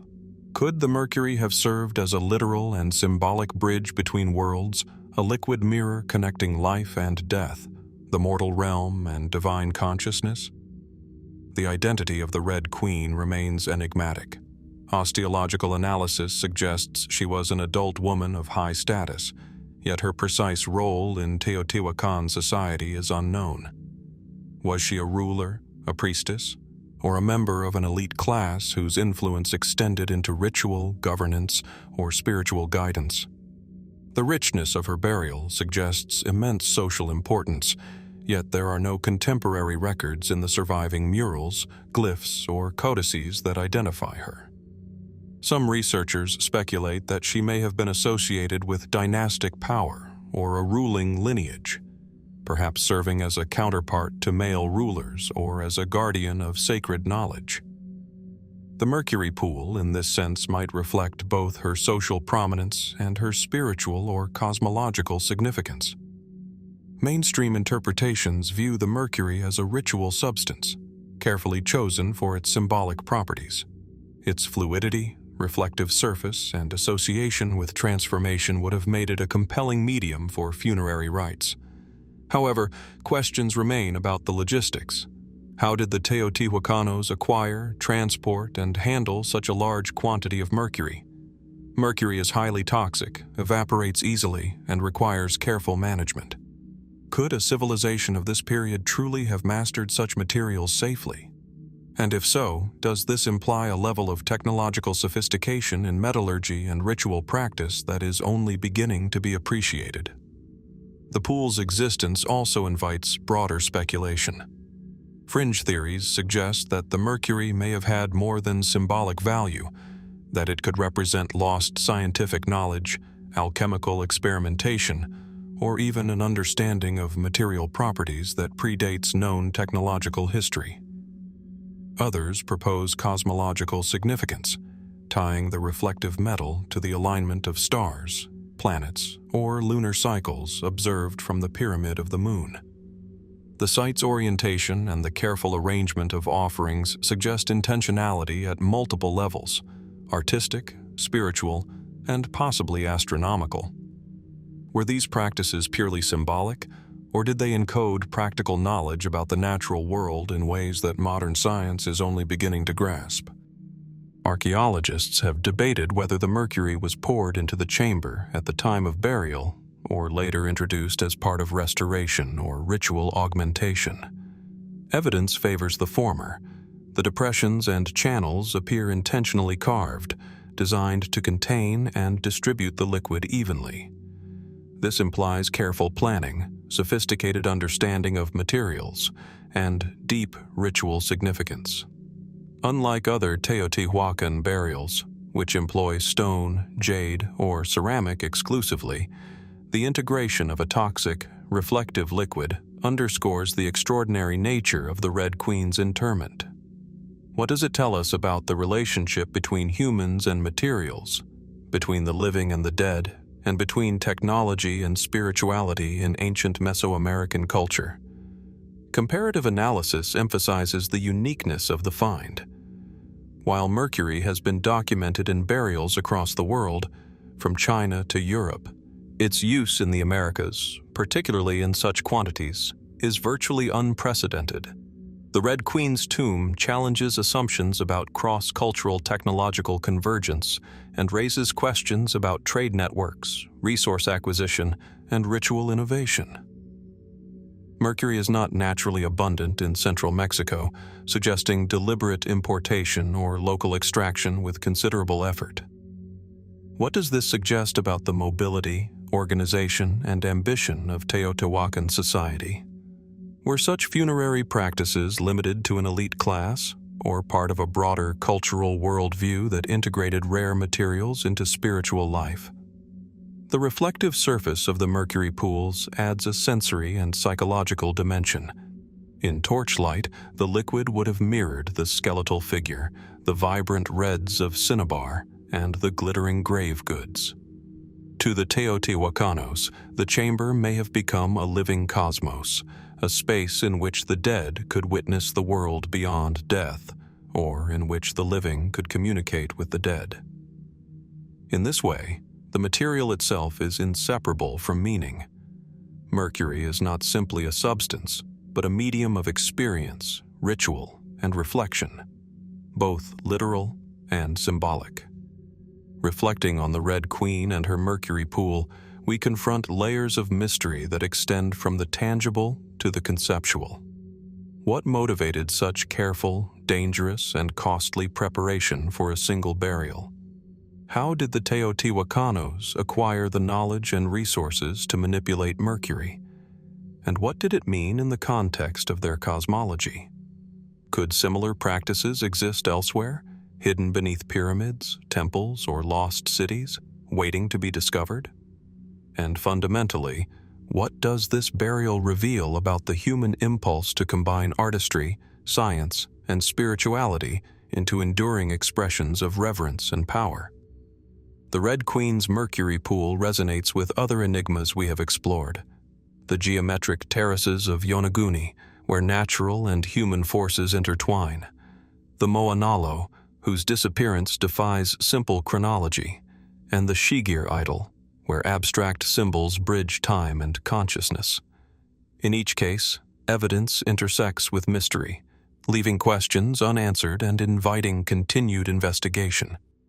The Red Queen's tomb, however, adds the element of material alchemy, the deliberate use of an unusual and dangerous substance, elevating ritual into a profound dialogue between life, death, and the cosmos. As archaeologists peer into the chamber today, Mercury glinting under controlled lighting, the figure of the Red Queen remains a silent enigma. Her tomb invites contemplation of mortality, power, and the ways in which humans encode meaning in material form. It challenges assumptions about the technological, ritual, and cosmological sophistication of Teotihuacan, reminding us that even the most studied civilizations can conceal astonishing surprises. And as we continue our exploration of history's deepest rabbit holes, we are left to wonder, what other treasures, substances, or knowledge lie buried beneath ancient structures, waiting for discovery? And how many secrets have the sands of time preserved only for those willing to look closely, deeply, and with imagination? From the ceremonial depths of Teotihuacan, where the Red Queen rested above pools of mercury, reflecting a civilization's intricate interplay of ritual, symbolism, and material mastery, our journey now crosses continents and oceans to the rugged banks of the Taunton River in Massachusetts. Here, in the tidal shallows near the town of Berkeley, lies a slab of brownish-gray sandstone that has perplexed scholars, adventurers, and amateurs alike for centuries. The enigmatic Dighton rock. Embedded in the riverbed, mottled with lichen and worn smooth by the relentless passage of water, the rock bears a series of petroglyphs and markings whose origins remain fiercely debated. A silent witness to human hands, natural forces, or perhaps both. The rock measures roughly 3 meters long and 1.5 meters wide, its surface pocked and furrowed with grooves, lines, and symbols that defy easy interpretation. Early European settlers in the 17th century documented its existence, noting the strange carvings that seemed unlike anything known in the region. Yet, the Dighton rock's history extends far beyond colonial observation. Indigenous peoples of the area, including the Wampanoag, had long recognized the stone, passing down oral traditions that ascribed significance to its inscriptions, though precise meanings were never codified in written form. The stone, therefore, is both a historical artifact and a cultural touchstone, a point where human memory, myth, and material evidence intersect. Scientific and historical study of the rock has yielded multiple interpretations over the centuries. Mainstream archaeological analysis tends to favor the notion that the inscriptions were made by indigenous peoples of the northeastern woodlands, perhaps hundreds or even thousands of years ago. The symbols, some of which resemble geometric patterns, anthropomorphic figures, and plant-like motifs, could represent territorial markers, ceremonial notation, or storytelling in a symbolic medium. Radiocarbon dating of organic material from sediment layers around the rock suggests activity at the site well before European contact, lending credence to the argument that the carvings reflect indigenous knowledge and artistic practice. Yet the rock has also sparked far-reaching speculation and a host of fringe theories. Some early historians and explorers proposed that the inscriptions were created by Norse explorers, suggesting that Leif Erikson or other Viking travelers reached the Massachusetts coast centuries before Columbus. Advocates point to linear carvings that resemble runic characters, arguing that the rock could be evidence of transatlantic contact lost to history. Others have posited Phoenician, Portuguese, or Chinese origins, interpreting various markings as letters, symbols, or navigational guides. Each theory, while intriguing, faces challenges in methodology, chronology, and cultural plausibility, leaving the stone suspended in a state of interpretive ambiguity. Part of the intrigue lies in the nature of the markings themselves. Some grooves are shallow, almost imperceptible at certain angles, while others are deeply incised, suggesting repeated application or varying tools. Could differences in depth and width reflect multiple creators across different eras? Or do they indicate a single hand with a complex method, perhaps combining ritual, communication, and artistic expression? The variety of forms has fueled centuries of debate as observers attempt to parse patterns, compare with known writing systems, and reconcile inconsistencies. Yet no consensus has emerged, and every new hypothesis introduces as many questions as it answers. Cultural context complicates interpretation. If indigenous origin is accepted, what did the carvings signify to the people who made them? Were they maps, calendars, spiritual diagrams, or mnemonic devices for oral storytelling? Some anthropologists suggest the inscriptions may represent seasonal cycles, migration patterns, or sacred cosmology encoded in stone. Others propose the rock functioned as a territorial or ceremonial landmark, visible during low tide, marking the convergence of rivers, land, and social space. Yet, without written records or ethnographic continuity, any reconstruction of intent remains speculative, dependent on inference from form, location, and comparative archaeology. Natural processes further blur clarity. The Dighton rock rests in a dynamic river environment, subject to tidal flux, erosion, and sediment deposition. Lichen, moss, and the abrasive action of water and sand have altered surface textures over centuries, potentially obscuring original carvings or creating the illusion of intentional markings where none exist. Could some grooves be the product of natural fracturing, abrasion, or pressure dissolution of the sandstone? The interplay between natural and artificial modification renders interpretation difficult, distinguishing deliberate human action from geological. Happenstance is an enduring challenge, one that has kept the rock at the center of academic and amateur fascination alike. The rock's historical record reflects this uncertainty. In the 18th and 19th centuries, scholars across Europe and North America debated its origin in widely published treatises, often projecting cultural biases or nationalist agendas onto interpretations. Vikings, Chinese mariners, Portuguese explorers, and Phoenicians each found advocates, reflecting the human impulse to seek historical significance in enigmatic objects. Yet the rock stubbornly resists definitive classification, a stubborn reminder that evidence does not always yield certainty, and that mystery can persist despite centuries of scrutiny. Modern analysis has introduced new tools. High-resolution photography, 3D scanning, and digital modeling allow researchers to examine the surface in unprecedented detail. Comparative analysis with indigenous rock art across New England and the wider Atlantic seaboard provides some context, revealing stylistic parallels in geometric motifs and anthropomorphic figures. Even so, debates persist. Do these similarities indicate shared symbolic systems, cultural diffusion, or coincidence? And if some features appear runic or foreign in form, are they misinterpretations influenced by observer expectation? or evidence of contact that history has forgotten. The Dighton rock also resonates with broader themes in our exploration of history's rabbit holes. Like the Red Queen's Mercury pool, it represents a combination of material evidence, ritual or symbolic significance, and the persistence of mystery over time. Like Yonaguni, it challenges us to question the relationship between apparent human agency and natural forces, asking whether our interpretations are shaped more by expectation than reality. And like the Moa-nalo extinction, it reminds us that timelines and narratives, whether biological, cultural, or geological, are rarely straightforward. Fringe theories, while often dismissed by mainstream archaeology, continue to inspire curiosity and imaginative inquiry.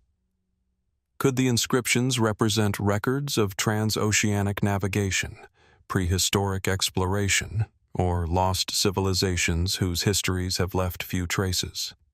Some suggest that unconventional reading of the symbols may reveal calendrical systems, astronomical observation, or encoded messages, though these claims remain highly speculative.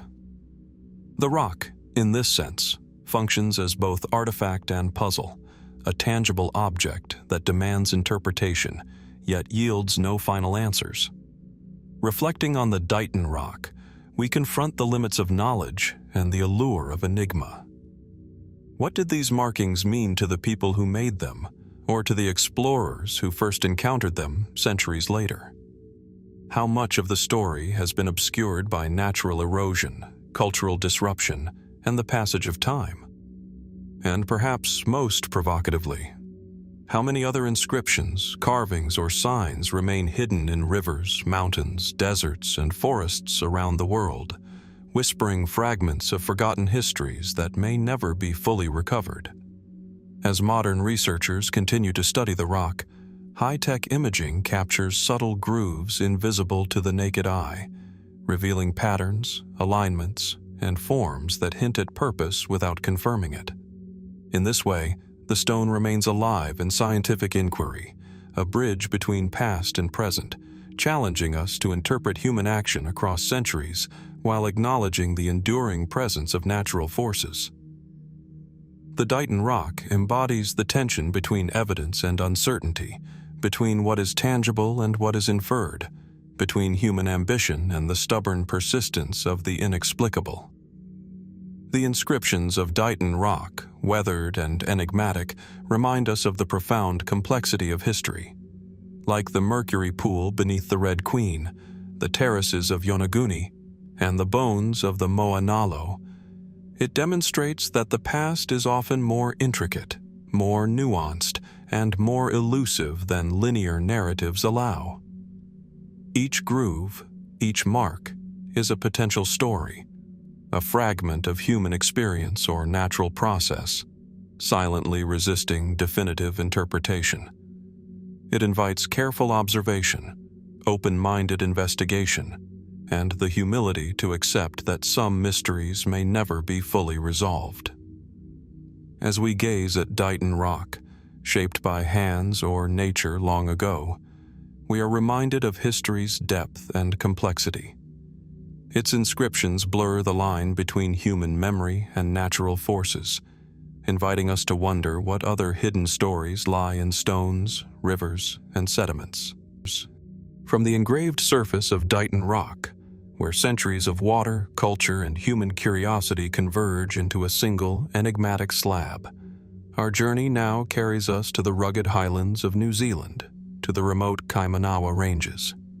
Here, amid windswept hills and valleys sculpted by millennia of erosion, lies a formation that has sparked a contentious debate among archaeologists, geologists, and enthusiasts alike: the Kaimanawa Wall. To the casual observer, it is a linear alignment of massive stones, appearing to rise naturally from the earth.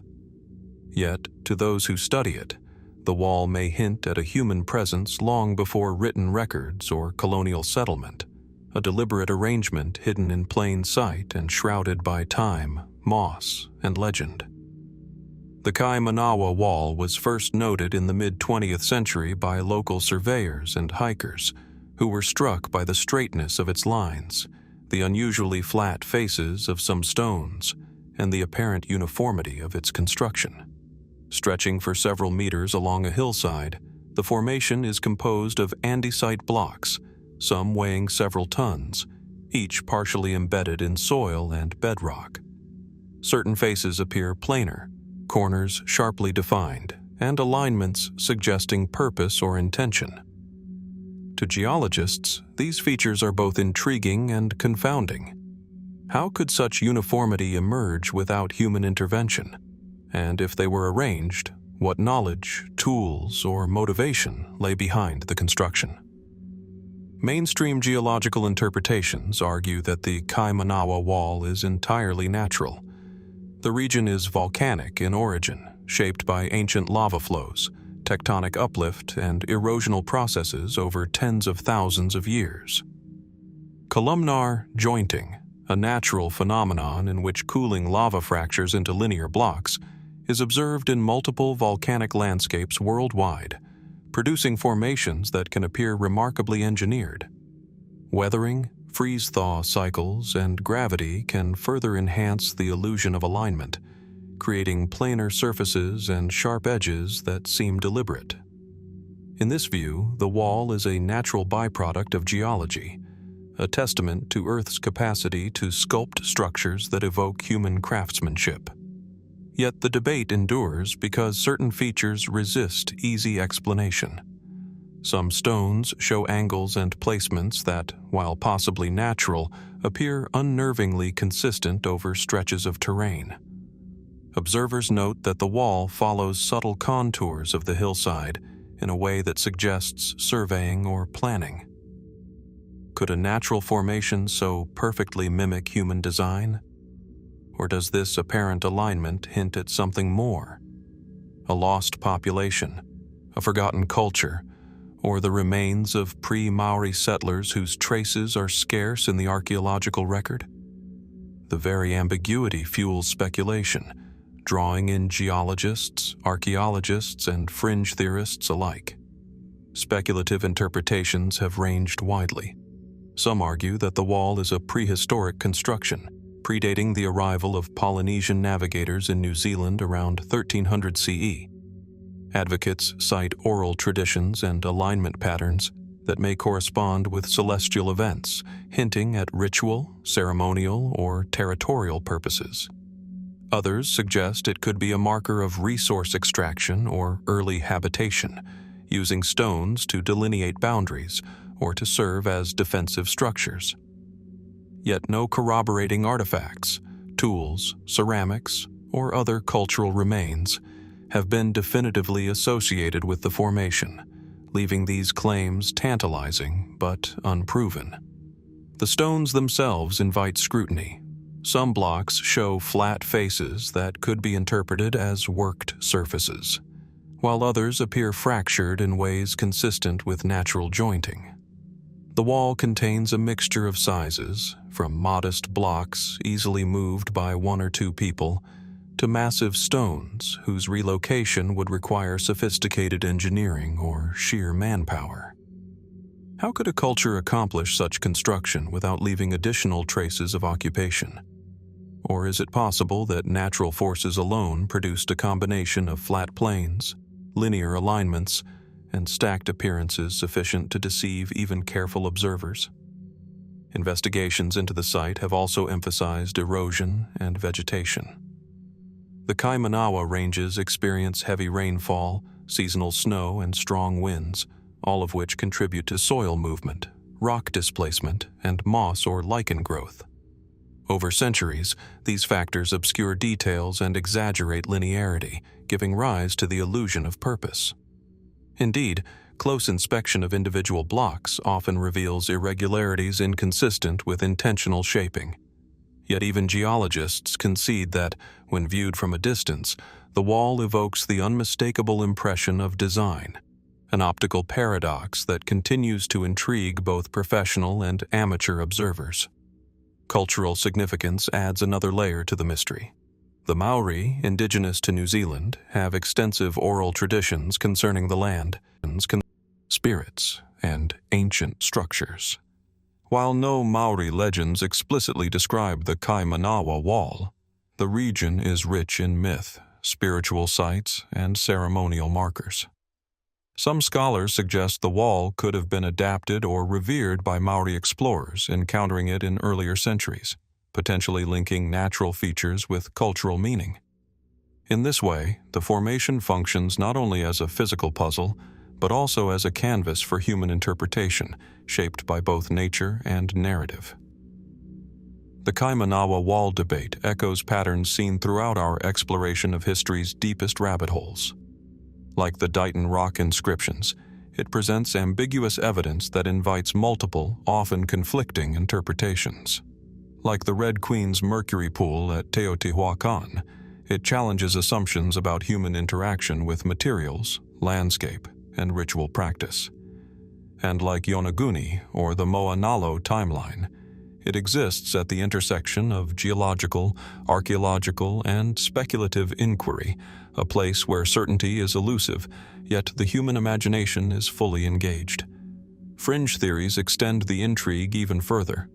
Some propose that the wall represents a lost pre-Maori civilization, a remnant of human activity erased by time, climate, or subsequent settlement. Others suggest extraterrestrial involvement, or that the wall is part of a global pattern of megalithic alignment, linking ancient sites across continents. While these claims lack empirical support, they reflect the enduring human fascination with anomalies, formations that seem to bridge nature and culture, past and present, the explainable and the inexplicable. Scientific study continues cautiously.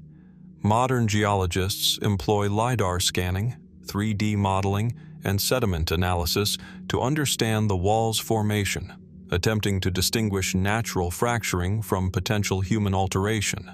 Such techniques reveal subtle features invisible to the naked eye, tiny striations, unusual fractures, and spatial correlations suggesting patterns.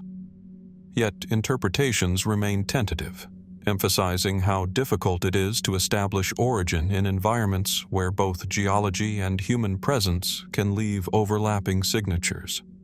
Reflecting on the Kaimanawa Wall, one is struck by the layers of uncertainty, observation, and speculation it contains. Could this linear arrangement of stones be the product of human hands, long forgotten by history? Or is it a masterwork of geology, sculpted over millennia into a form that mirrors intelligence? Perhaps it is both, a collaboration of nature and human perception, a formation that forces us to reconsider how we distinguish intentionality from coincidence. In every case, it invites us to look closer, think critically, and remain open to possibilities beyond conventional narratives. The wall, like other enigmas we have explored, the inscriptions on Dighton rock, the reflective Mercury pool beneath the Red Queen, and the submerged terraces of Yonaguni, reminds us that mystery is a constant companion in our study of history. Each stone, each groove, each alignment carries the potential for insight, yet simultaneously resists full explanation. Some secrets lie not in discovering answers, but in observing, questioning, and embracing the ambiguity that shapes our understanding of the past. As hikers and researchers traverse the rugged Kaimanawa ranges today, the wall rises subtly above grass and soil, its long linearity often glimpsed before full approach. The formation exudes a quiet presence, neither fully human nor entirely natural, drawing attention to the interplay of forces that shape landscapes and human perception. Could the wall have served ceremonial, practical, or symbolic purposes? Or is it a striking example of nature imitating design, a lesson in the power of geological processes to mirror human expectations? The Kaimanawa Wall challenges us to confront the boundaries of certainty. In an age where every rock and artifact can be photographed, measured, and modeled, some mysteries remain unresolved. The wall invites ongoing investigation, critical analysis, and imaginative inquiry. It is a reminder that our understanding of history is provisional, that evidence can be interpreted in multiple ways, and that some enigmas endure precisely because they balance on the threshold between explanation and wonder. The Kaimanawa Wall, with its aligned stones cutting through green slopes, invites questions about the line between human craft and natural formation. More than a geological curiosity, it challenges perception and fuels curiosity, bridging geology, archaeology, mythology, and imagination. It stands as a testament to the enduring allure of enigmas, where answers are incomplete, speculation thrives, and wonder guides those who explore patiently and without preconception.